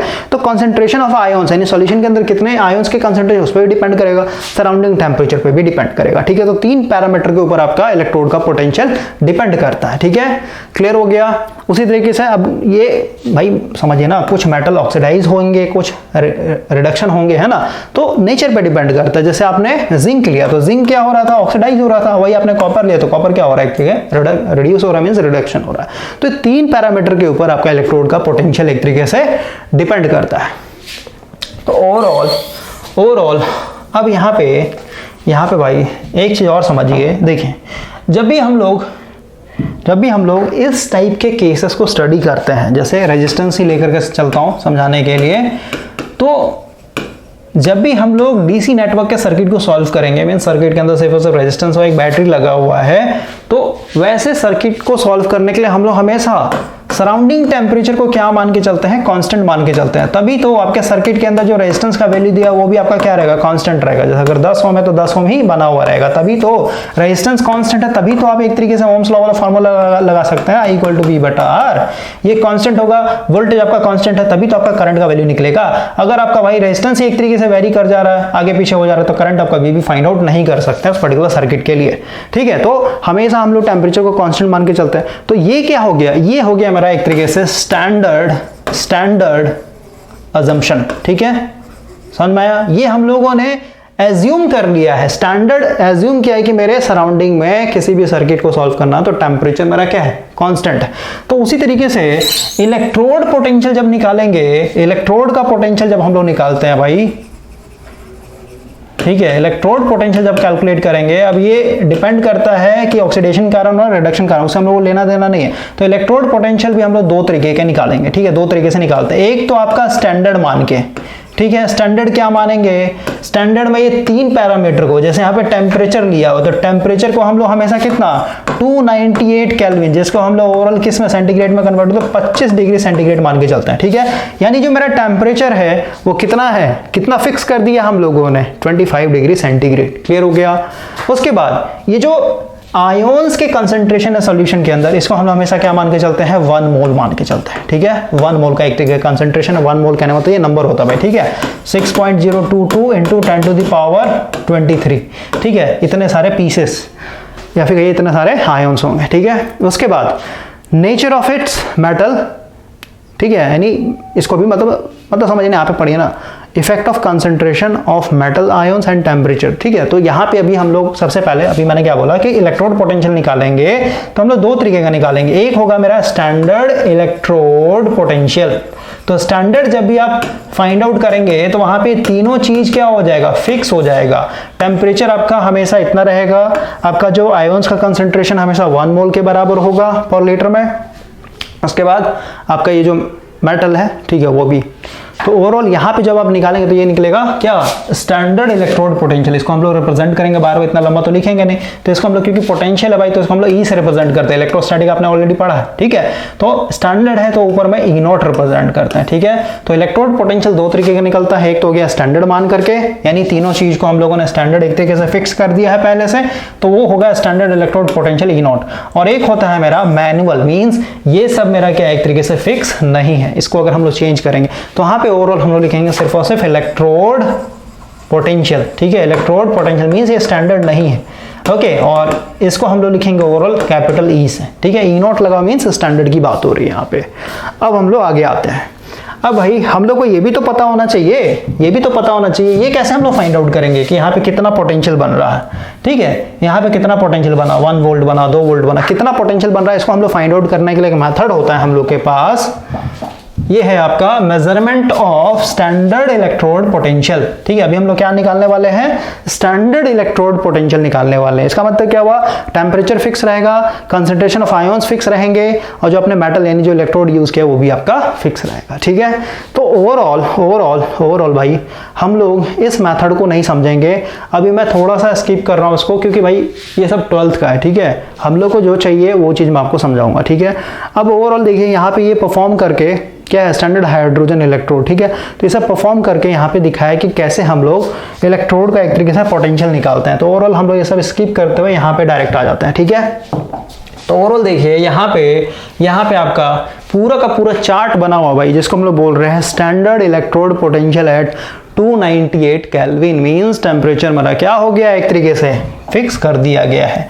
तो ओवरऑल अभी तक जो हम लोगों ने समझा है, देखिए जैसे अगर मैं यहाँ पे डैनियल सेल का एग्जांपल लूँ, मींस जो अभी हम लोगों ने वोल्टेइक सेल का कॉन्सेप्ट देखा, तो लेफ्ट साइड में मेरा क्या था भाई बताइए, एनोड। तो ये पूरा रिएक्शन जो है ये मेरा लेफ्ट साइड है, और इधर मेरा क्या है, राइट साइड है, ठीक है। तो ओवरऑल देखिए यहाँ पे, इसको देखिए भाई, कहाँ गया, इसको देखिए, ये है मेरा Zn2+, में भी आपको दिख रहा होगा भाई, आप जब वीडियो वॉच करेंगे ना तो फुल HD में करके देख लीजिएगा।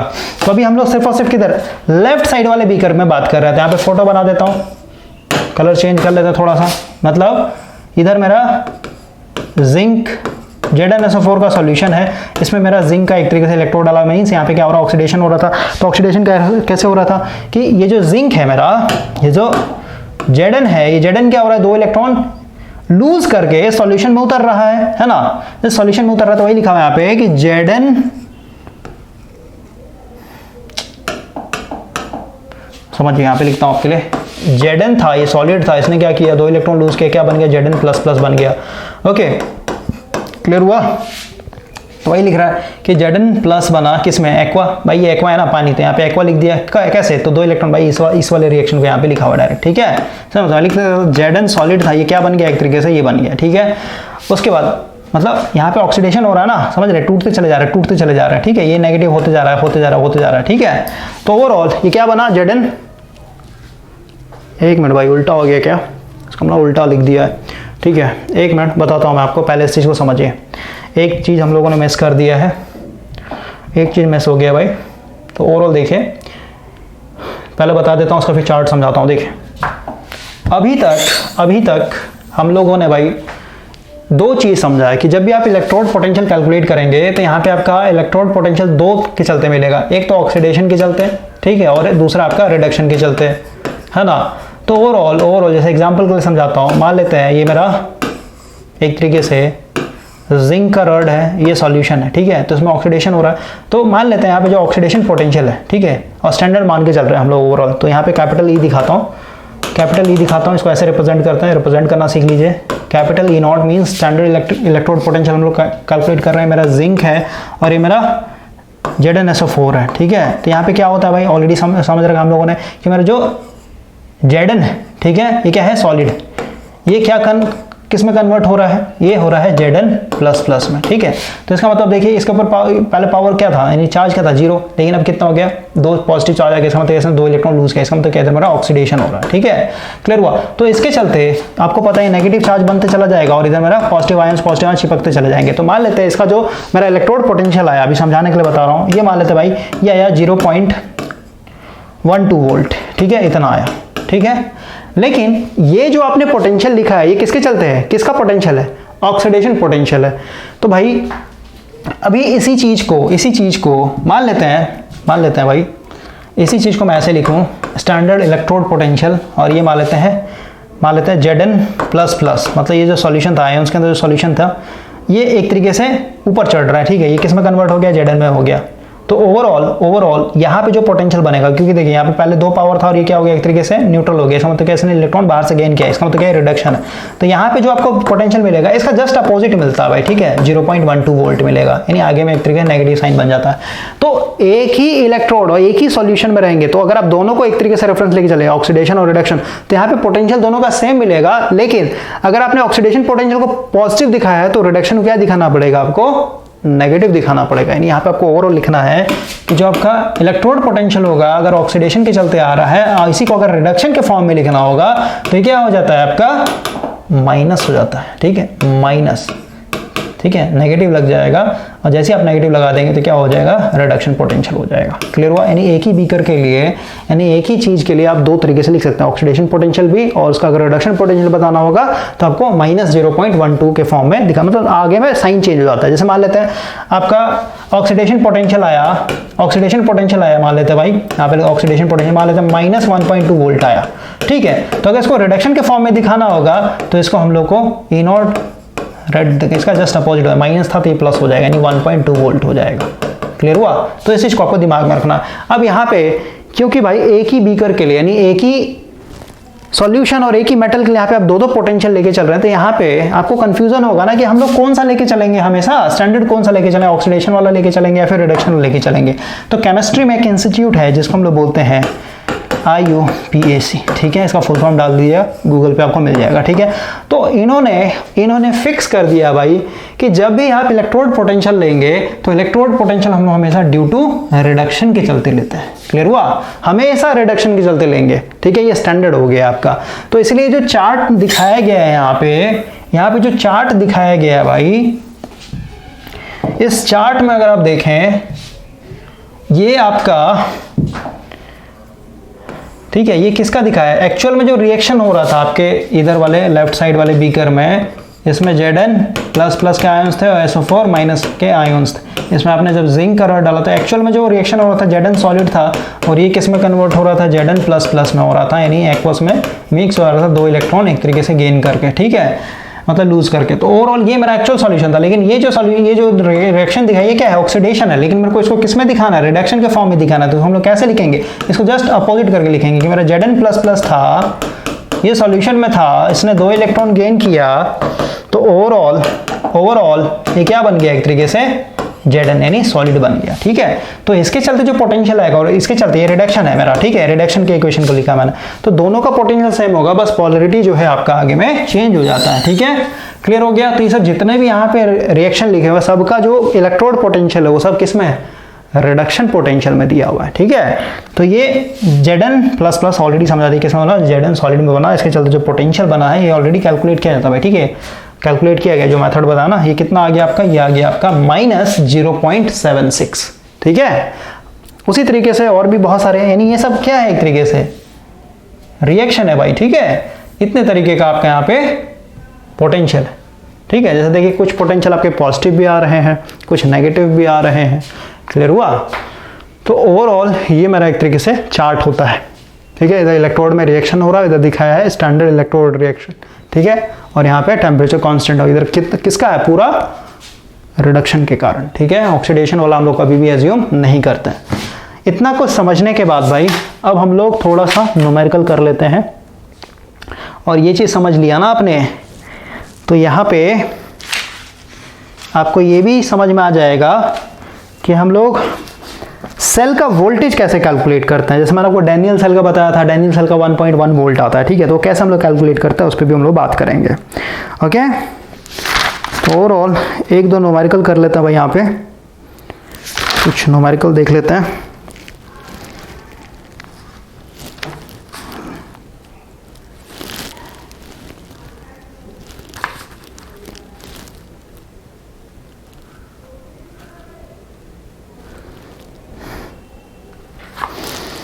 देखिए कुछ सॉल्यूशन करवा दे रहा हूँ मैं, कैसे हम लोग निकालते हैं इलेक्ट्रोड पोटेंशियल।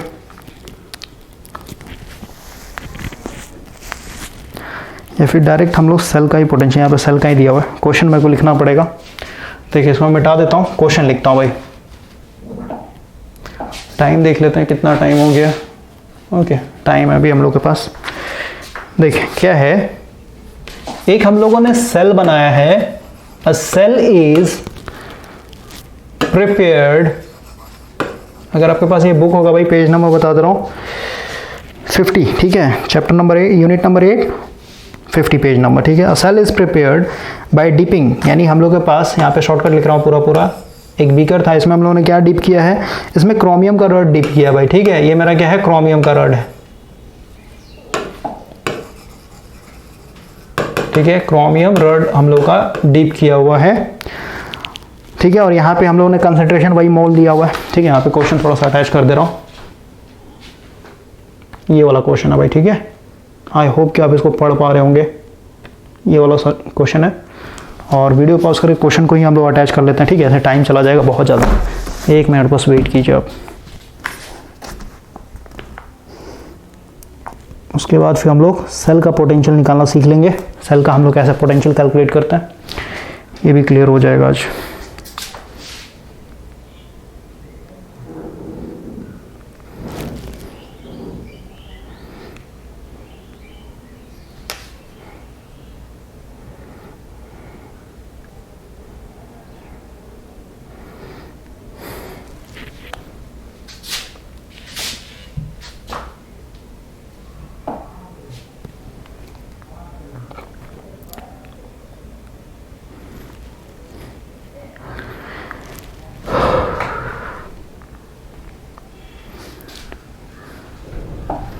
भाई ब्लूटूथ से ट्रांसफ़र हो रहा है, थोड़ा टाइम लगेगा, 1 मिनट बस।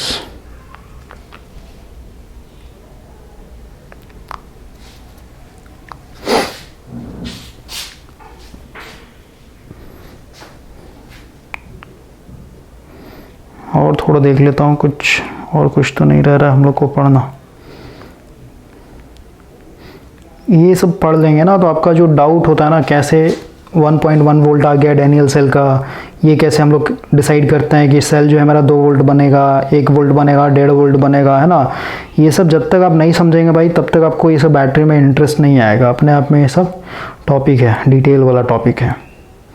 ओके, देखिए हम लोग का एक इलेक्ट्रोड में एक चीज़ छूट गया है, types of electrode. Okay, types of electrode भी मेरे को बताना है, मैं लिख लेता हूँ साइड में, टाइप्स ऑफ इलेक्ट्रोड, ठीक है। तो अगर मैं समझा दूँ यहीं पे, 2 तरीके का आपका इलेक्ट्रोड चलता है भाई, ठीक है। 2 तरीके का इलेक्ट्रोड्स होता है, एक हो गया आपका इनर्ट इलेक्ट्रोड। इनर्ट इलेक्ट्रोड कहने का मतलब क्या, इस पर हम लोग बात करेंगे। और दूसरा होता है आपका रिएक्टिव इलेक्ट्रोड। इलेक्ट्रोड मतलब क्या है, जो हम लोग बीकर में जो यूज़ कर रहे हैं ना, ठीक है, रिएक्टिव इलेक्ट्रोड। ओके, तो रिएक्टिव इलेक्ट्रोड उन इलेक्ट्रोड्स को बोलते हैं जो, जैसे अभी हम लोगों ने ये सेल का वर्किंग प्रिंसिपल देखा ना, तो ये इलेक्ट्रोड क्या कर रहा है, ये इलेक्ट्रोड एक तरीके से भाई एक पाथ प्रोवाइड करता है। तो सबसे पहले आपको दिमाग में रखना है, इलेक्ट्रोड का क्या काम है, पाथ प्रोवाइड करना। किसके लिए, इलेक्ट्रॉन्स के लिए। तो एक पाथ प्रोवाइड करता है। और रिएक्टिव इलेक्ट्रोड्स उनको बोलते हैं जो इलेक्ट्रॉन के लिए पाथ तो प्रोवाइड करेगा ही करेगा, साथ ही साथ ये खुद रिएक्शन में एक तरीके से इन्वॉल्व होता है, इसलिए इसको रिएक्टिव इलेक्ट्रोड बोलते हैं। समझ में आया। जैसे अभी हम लोगों ने देखा ना, जिंक लिया था, तो जिंक क्या हो रहा है, एक तरीके से इटसेल्फ एक पाथ भी प्रोवाइड कर रहा है इलेक्ट्रॉन के लिए, ये खुद भी क्या हो रहा है, एक तरीके से सॉल्यूशन में मिक्स होते चला जा रहा है, मींस ऑक्सीडेशन हो रहा है यहाँ पे। और इस साइड में भी देखा था आपने, ये जो कॉपर लिया था कॉपर सल्फेट के सॉल्यूशन में, तो ये भी क्या हो गया, एक तरीके से रिएक्टिव इलेक्ट्रोड हो गया। और कुछ होते हैं इनर्ट इलेक्ट्रोड, जैसे आपने इनर्ट गैस के बारे में पढ़ा, जैसे हीलियम हो गया। तो इनर्ट उन एटम्स को बोलते हैं, यानी उन एलिमेंट को बोलते हैं जिनका जो आउटर बैंड होता है, यानी पूरा का पूरा बैलेंस बैंड क्या होता है, भरा हुआ रहता है, उनको किसी से कोई लेन देन नहीं होता भाई, ठीक है। मैंने आपको ऑलरेडी बताया, जो एटम्स होते हैं उनका काम है अपने बैलेंस बैंड को फिल करना। तो जिनका ऑलरेडी फिल है उनको हम लोग इनर्ट कैटेगरी में डालते हैं, तो किसी से रिएक्ट नहीं करते हैं। तो इनर्ट इलेक्ट्रोड का मतलब क्या है, वैसे इलेक्ट्रोड जो कभी भी सॉल्यूशन के साथ रिएक्ट नहीं करते हैं, वो सिर्फ और सिर्फ इलेक्ट्रॉन को एक तरीके से फ्लो करने का पाथ देते हैं। ओके, तो ये छोटा सा टॉपिक था, ये भी मैंने आपको क्लियर करवा दिया। अब हम लोग आते हैं अपने क्वेश्चन के ऊपर।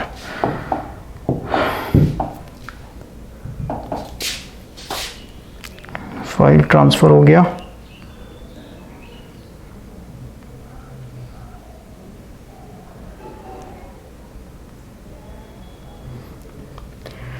भाई फाइल ट्रांसफ़र नहीं हो रहा है, एक मिनट, इसको ड्राइव में ही शेयर कर देता हूँ।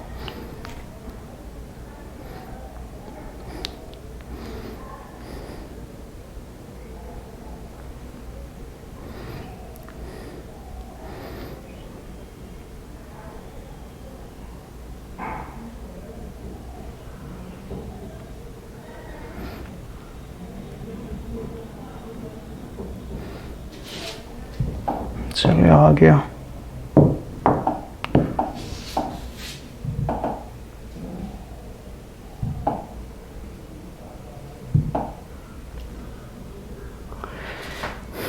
ठीक है,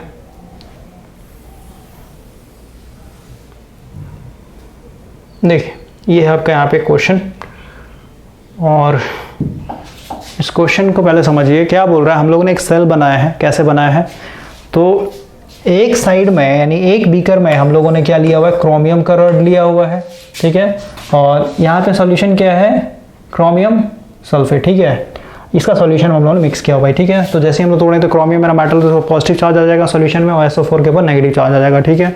और दूसरे साइड में क्या है, आयरन रॉड लिया हुआ है, और ये क्या है, FeSO4 फिर सल्फेट में एक तरीके से सॉल्यूशन डाला हुआ है। हमेशा बताया जिसका हम लोग रॉड लेंगे उसी का सॉल्यूशन होता है, ठीक है। तो ओवरऑल लेफ्ट साइड में इधर जो है मेरा क्रोमियम है, और इधर जो है मेरा एक तरीके से बीकर में आयरन है। क्लियर हुआ? तो ओवरऑल बोल रहा है the standard reduction potential of the chromium and iron are, ये ऑलरेडी दिया हुआ है, ठीक है। तो ओवरऑल लिखते हैं स्टैंडर्ड, तो क्रोमियम के साइड में क्या होगा भाई, इस साइड में क्या होगा, मेरा ऑक्सीडेशन होगा, ठीक है। तो ओवरऑल यहाँ पे हम लोग लिखेंगे स्टैंडर्ड दिया हुआ, ये कैपिटल E0 से रिप्रेजेंट करेंगे। ऑलरेडी ये जो दिया हुआ है किस में दिया हुआ है, रिडक्शन के फॉर्म में दिया हुआ रहता है, ठीक है। तो हम यहाँ पे लिखेंगे, क्योंकि ये मेरा क्या है एक तरीके से the standard reaction of chromium, ठीक है, यानी इसका दिया हुआ है, ठीक है। क्रोमियम साइड में कितना दिया हुआ है, इधर लिख देता हूँ ऑक्सीडेशन, कितना है आपका माइनस, मतलब इस साइड ऑक्सीडेशन हो रहा है, लेकिन ये जो पोटेंशियल दिया हुआ है किसका दिया हुआ है, रिडक्शन का एक तरीके से निकाल के दिया हो रहा था, ठीक है भाई। तो ओवरऑल क्या दिया हुआ है आपका, ये -0.75, और जो आपका आयरन इलेक्ट्रोड है उस पर जो आपका रिएक्शन के चलते जो मेरे को पोटेंशियल मिल रहा है ये दिया आपका -0.45 वोल्ट। अब आपको क्या पूछ रहा है यहाँ पे, what will be the cell reaction. सबसे पहले सेल का रिएक्शन बताना कि कैसा रिएक्शन हो रहा है यहाँ पे। आगे बोलता है second, what will be the standard EMF of the cell. अभी बोला ना इस पूरे सेल का ईएमएफ क्या होगा, इलेक्ट्रोमोटिव फोर्स का, मींस पोटेंशियल बताना। Which electrode will act as a anode, कौन सा एनोड इधर एक्ट कर रहा है, which electrode will act as a cathode. तो ओवरऑल यहाँ पे सॉल्यूशन ऑलरेडी दिया हो तो हम लोग सॉल्यूशन करेंगे नहीं, फटाफट समझ जाते हैं। देखिए यहाँ पे सबसे पहले भाई जो मेरा आयरन है, ठीक है, तो आयरन जो है सबसे पहले इधर दिया सॉल्यूशन, यहाँ पे जो पोटेंशियल दिया हो ना इसको लिखने का ये तरीका होता है, क्योंकि जो पोटेंशियल आया है भाई, ये जो पोटेंशियल आया है किसके कारण आया, रिएक्शन कारण आया, या तो इसमें ऑक्सीडेशन हुआ होगा तो फिर इसमें रिडक्शन हुआ होगा, है ना। उसी के चलते तो आपका एक इलेक्ट्रोड पॉजिटिव बन रहा था और इसके चारों ओर क्या हो रहा था, आयन्स चिपकते चले जा रहे थे, और दूसरे केस में आपका इधर नेगेटिव बन रहा था इलेक्ट्रोड, और इधर में पॉजिटिव आयन्स चिपकते चले जा रहे थे, है ना। तो ओवरऑल यहाँ पे रिएक्शन लिख रहा है, तो बोल रहा था 2 हाफ सेल रिएक्शन इक्वेशन, ठीक है। तो यहाँ पे क्योंकि ये जो आयरन रॉड था, आयरन रॉड किसके सॉल्यूशन में डाला हुआ था, इस वाले सॉल्यूशन में डाला होता, तो अगर इसका सॉल्यूशन को अगर आप फोकस करके देखें तो इसके अंदर क्या होगा, ये लोहा है तो आयरन क्या होता है आपका पॉजिटिव आएगा, ठीक है, ये इलेक्ट्रॉन लूज करता था और चार्ज पॉजिटिव आएगा, और SO4 के ऊपर क्या होगा, नेगेटिव, यानी सॉल्यूशन के अंदर ये आयन्स एक तरीके से फ्लोट हो रहे हैं। तो दिखाया गया कि सॉल्यूशन के अंदर मेरा आयन्स थे, आयरन के आयन्स थे जो कि सॉल्यूशन में मिक्स थे, यानी लिक्विड के केस में थे। इसने क्या किया, एक तरीके से 2 इलेक्ट्रॉन लिया है, 2 इलेक्ट्रॉन लेकर के क्या बन गया, एक तरीके से ये एक तरीके से क्या बन गया, आयरन बन गया, यानी सॉलिड का फॉर्म हो गया। अगर मैं यहाँ पे दिखाऊं आपको ओवरऑल, तो इसमें भाई ये मेरा लोहा था, Fe था मेरा, और ये Fe++ थे। इसने क्या किया, सबसे पहले देखिए क्या हो रहा है, यहाँ पे +2 चार्ज था, और +2 चार्ज से क्या बन गया, न्यूट्रल बन गया। इसका मतलब क्या, इसने 2 इलेक्ट्रॉन गेन किया होगा तभी तो ये 0 बन गया होगा, समझ रहे हैं। इसका मतलब क्या होगा, 2 इलेक्ट्रॉन कहाँ से लेगा, ये 2 इलेक्ट्रॉन इससे लेगा, ठीक है, यहाँ से, समझे। तो ओवरऑल 2 इलेक्ट्रॉन लेकर के क्या हो गया, एक तरीके से ये Fe बन गया। इसका मतलब क्या हो रहा है, इलेक्ट्रॉन ले रहा है, इसका मतलब यहाँ पे रिडक्शन हो रहा है, ठीक है, समझ में आया। तो यहाँ पे रिडक्शन के कारण ये पोटेंशियल दिया हुआ है, और स्टैंडर्ड जो है आपका रिडक्शन पोटेंशियल ही लिया जाता है, तो उसमें हम लोग कोई भी चेंजिंग नहीं करेंगे, क्योंकि इस रिएक्शन में मेरा क्या हो रहा है, एक तरीके से ऑक्सीडेशन हो रहा है। नेक्स्ट साइड में देखिए क्रोमियम था मेरा, ठीक है, क्रोमियम के सॉल्यूशन में ठीक है, और हमेशा रिडक्शन में लिखना है भाई, तो ये भी रिडक्शन में ही दिया हुआ। तो क्रोमियम सॉल्यूशन के अंदर क्रोमियम 3 पॉजिटिव चार्ज थे, पानी के अंदर मिक्स था, इसने क्या किया 3 इलेक्ट्रॉन लिया है। 3 इलेक्ट्रॉन किससे लेगा ये ओवरऑल, यहाँ पे जो क्रोमियम रॉड है उससे लेगा, तो ओवरऑल क्या बन गया क्रोमियम, यानी ये भी क्या है रिडक्शन पोटेंशियल दिया। तो पोटेंशियल में हम लोग कोई चेंज करने का मतलब नहीं बनता, ठीक है। ये दोनों क्या है रिडक्शन पोटेंशियल दिया हुआ है। तो यहाँ पे आप देखिए क्या बोल रहा है, since electrode has lower electrode potential therefore it act as a anode, क्योंकि भाई हम लोग को पता है लोअर पोटेंशियल, हम लोग को पता है इलेक्ट्रॉन कैसे फ्लो हो रहा है। देखिए इलेक्ट्रॉन कैसे फ्लो होता है हमेशा, डैनियल सेल का एग्जांपल बताया ना मैंने आपको, ये वोल्टेज सेल हमेशा क्या होता है एनोड से कैथोड की तरफ जाता है, एनोड से कैथोड। भाई लोन का फॉर्मूला बताया था ना ट्रिक, ठीक है। लेफ्ट साइड में हमेशा क्या होता है, लेफ्ट साइड में ऑक्सीडेशन होता है, ये एनोड होता है, ठीक है। तो इलेक्ट्रॉन का ऑलरेडी मूवमेंट देखा था कि लेफ्ट साइड से हम लोग का राइट साइड में एक इलेक्ट्रॉन एक तरीके से फ्लो हो रहा था। और इसी को अगर करंट के हिसाब से देखें तो करंट हमेशा क्या होता है राइट साइड से, यानी कैथोड की तरफ से एनोड की तरफ मूव करता है। तो वही लाइन यहाँ पे लिखा हुआ है, क्या बोलता है, क्या बोल रहा है भाई, since electrode has lower potential, कौन सा इलेक्ट्रोड, क्रोमियम वाला, ठीक है। Chromium electrode has lower potential, यहाँ पे आप देख रहे हैं भाई कहाँ गया क्रोमियम वाला, माइनस में है, ठीक है। और ये जितना नेगेटिव में कम वैल्यू ज्यादा आता है, इसका मतलब कि और ज्यादा कम है एक तरीके से, ठीक है। तो lower electrode potential therefore it act as a anode, while Fe तो जो आयरन वो मेरा एक तरीके से हायर पोटेंशियल होता है, कैथोड की तरह एक्ट करेगा, ठीक है भाई, क्योंकि हायर पोटेंशियल से लोअर पोटेंशियल करंट फ्लो होगा ना, समझे भाई। अगर मेरा कैथोड हायर पोटेंशियल है तो करंट कैसे फ्लो होता है, higher potential to lower potential, समझे। कैथोड मेरा हायर पोटेंशियल है तो हायर पोटेंशियल से लोअर पोटेंशियल, यानी कैथोड टू एनोड तरफ मेरा करंट फ्लो हो रहा है। और इसी को दूसरे लैंग्वेज बोले जिस डायरेक्शन में करंट एक तरीके से फ्लो होता है उसके जस्ट अपोजिट डायरेक्शन में मेरा क्या होता है इलेक्ट्रॉन फ्लो होता है, यानी इलेक्ट्रॉन हमेशा क्या होता है negative potential to higher potential तरफ फ्लो होता है। क्लियर हुआ, समझे। तो इसमें दिक्कत नहीं होना चाहिए, एक चीज को आप रेफरेंस लेके चलिए, आपको दिक्कत नहीं होगा। आगे बोलता है to equalise the number of electron, ठीक है। अब यहाँ पे अब क्या पूछा भाई, ठीक है, देखिए आगे बढ़ते हैं हम लोग, इसको छोड़ देता है। और क्या पूछा था, सेल का ईएमएफ पूछा था ना। तो ओवरऑल पहले मैं अपने हिसाब से बता देता हूँ सेल का ईएमएफ हम लोग कैसे निकालते हैं ओवरऑल। तो ओवरऑल देखिए डैनियल सेल लेके चलते हैं,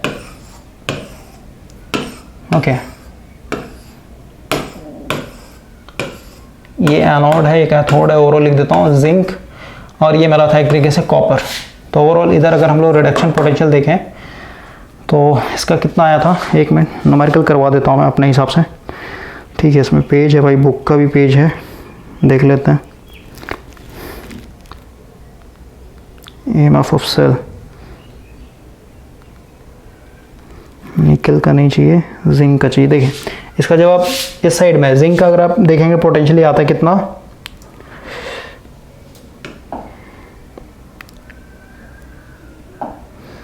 ये दिया हुआ है Zn जो है मेरा स्टैंडर्ड, Zn जो है मेरा Zn प्लस बन रहा है, इसका मतलब क्या हुआ, इसने इलेक्ट्रॉन को क्या किया लूज किया एक तरीके से, ठीक है, तभी तो प्लस आएगा। और लूज कर रहा है इसका मतलब यहाँ पे ऑक्सीडेशन हो रहा है, कितना हो रहा है आपका, ये दिया प्लस 0.76 वोल्ट, ठीक है। उसके बाद दिया हुआ है ई नॉट, लेकिन ये भी आपका डैनियल सेल नहीं, इसमें पी लिया हुआ है, एक मिनट रुक जाइए, ये भी आपका पी लिया हुआ है। डैनियल सेल में हम लोग को कॉपर चाहिए ना, एक मिनट भाई,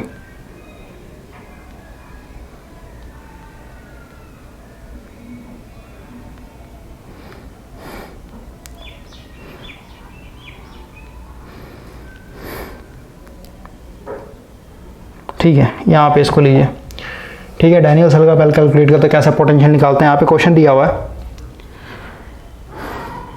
ये बैटरी है, पहले Zn जो है यहाँ पे Zn प्लस पावर आ रहा है, यहाँ पे साल्ट ब्रिज हो गया, और साल्ट ब्रिज को डबल लाइन से दिखा रहे हैं हम लोग। इधर मेरा कॉपर सॉल्यूशन का तो जो आयंस था प्लस प्लस, ये क्या हो रहा है एक तरीके से कॉपर में कन्वर्ट हो जा रहा है, ठीक है। तो ओवरऑल ये मेरा एनोड था और ये मेरा कैथोड था। भाई ये जो डैनियल सेल है ना उसका मैं लिख रहा हूँ, ये ऑलरेडी हम लोगों ने कितने बार पढ़ लिया है। तो इधर मेरा दिया हुआ है Zn स्टैंडर्ड इलेक्ट्रोड पोटेंशियली क्या हो रहा है, Zn प्लस प्लस था, ये किस में कन्वर्ट हो रहा है, Zn में, ये ऐसे देखा जाता है, ठीक है। Zn प्लस प्लस क्या हो रहा है, Zn में कन्वर्ट हो रहा है, और ये दिया माइनस 0.76 वोल्ट। तो ओवरऑल देखिए ये जो इलेक्ट्रोड पोटेंशियल दिया है, सबसे पहले तो फाइंड आउट करना है कि ये ऑक्सीडेशन वाला दिया है फिर रिडक्शन वाला दिया है। तो क्योंकि आप देख रहे हैं भाई क्योंकि ये इलेक्ट्रॉन गेन करेगा तभी जाकर के इसका पावर क्या हो, जीरो। इसका मतलब ये रिडक्शन पोटेंशियल दिया हुआ है, ठीक है, क्लियर हो गया। ये रिडक्शन पोटेंशियल ऑलरेडी दिया हो तो इसको हम लोग को कन्वर्ट करने का कोई मतलब नहीं है।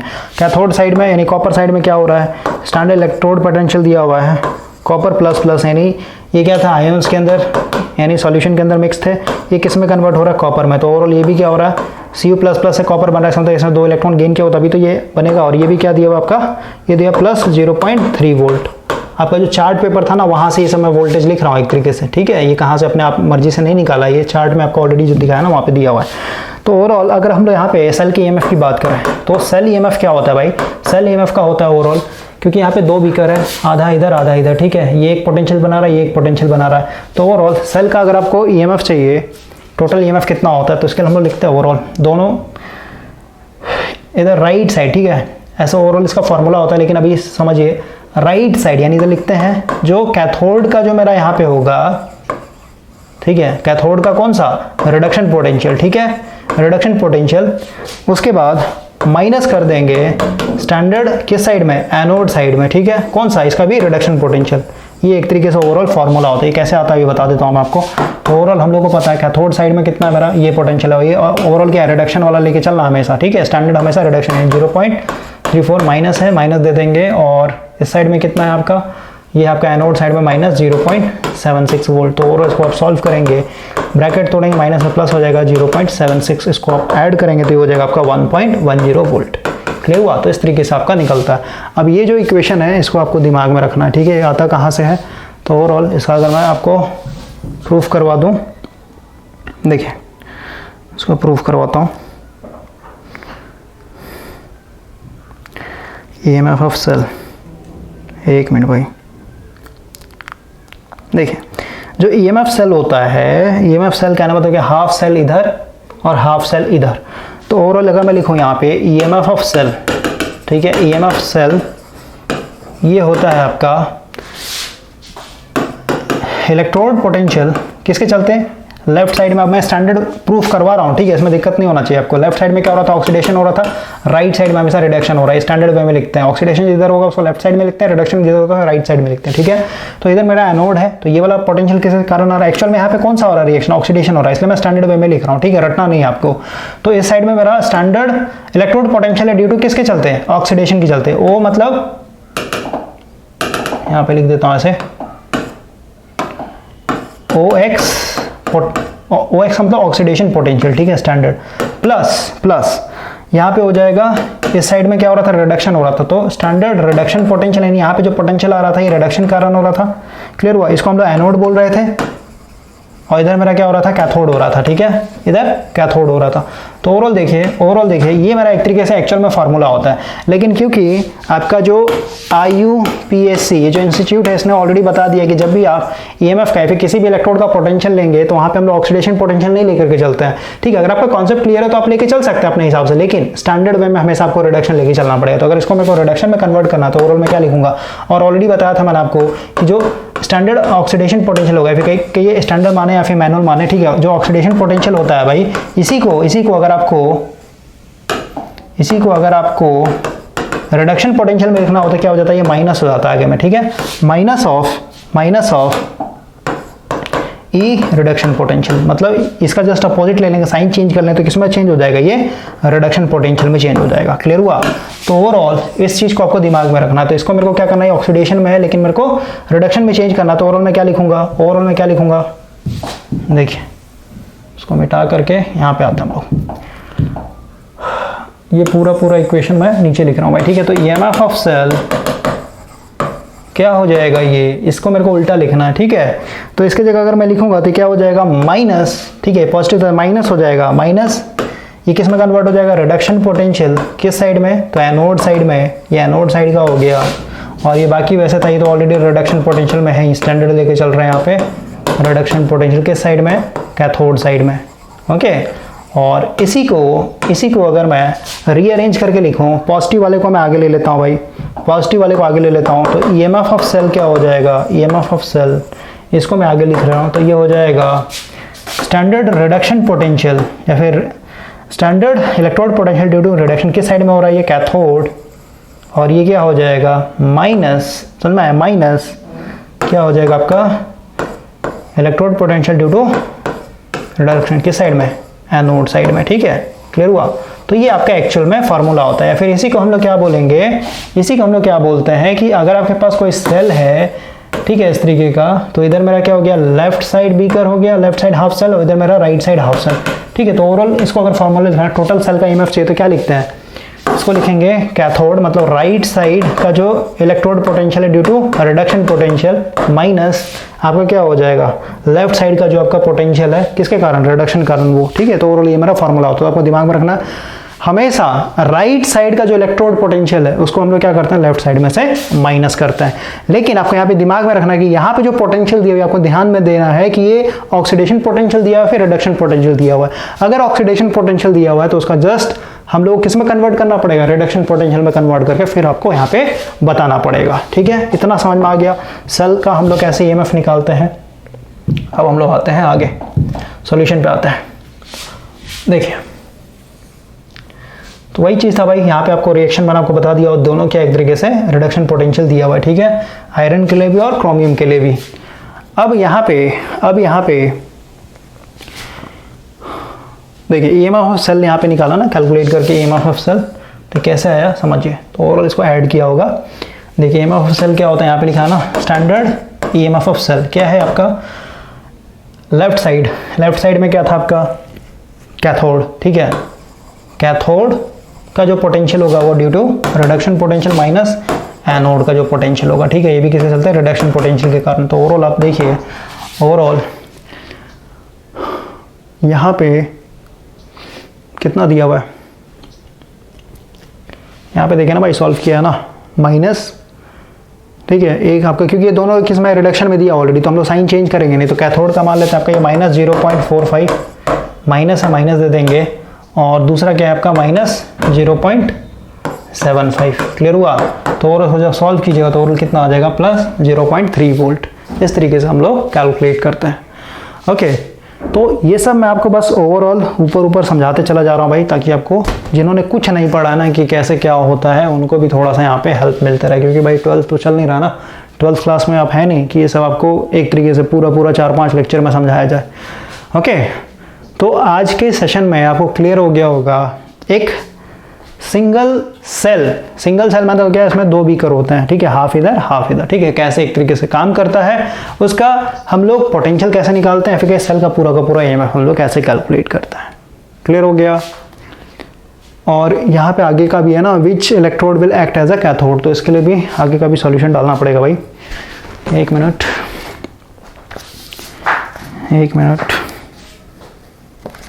देखिए यहाँ पे किया होगा,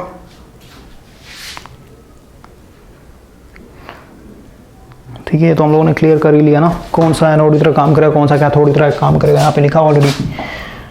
इस चीज़ को भी आप क्लियर कर लीजिए, ये लाइन पढ़िए, कौन सा एनोड की तरह काम करेगा, कौन सा कैथोड की तरह काम करेगा, यहाँ पे लिखा हुआ है।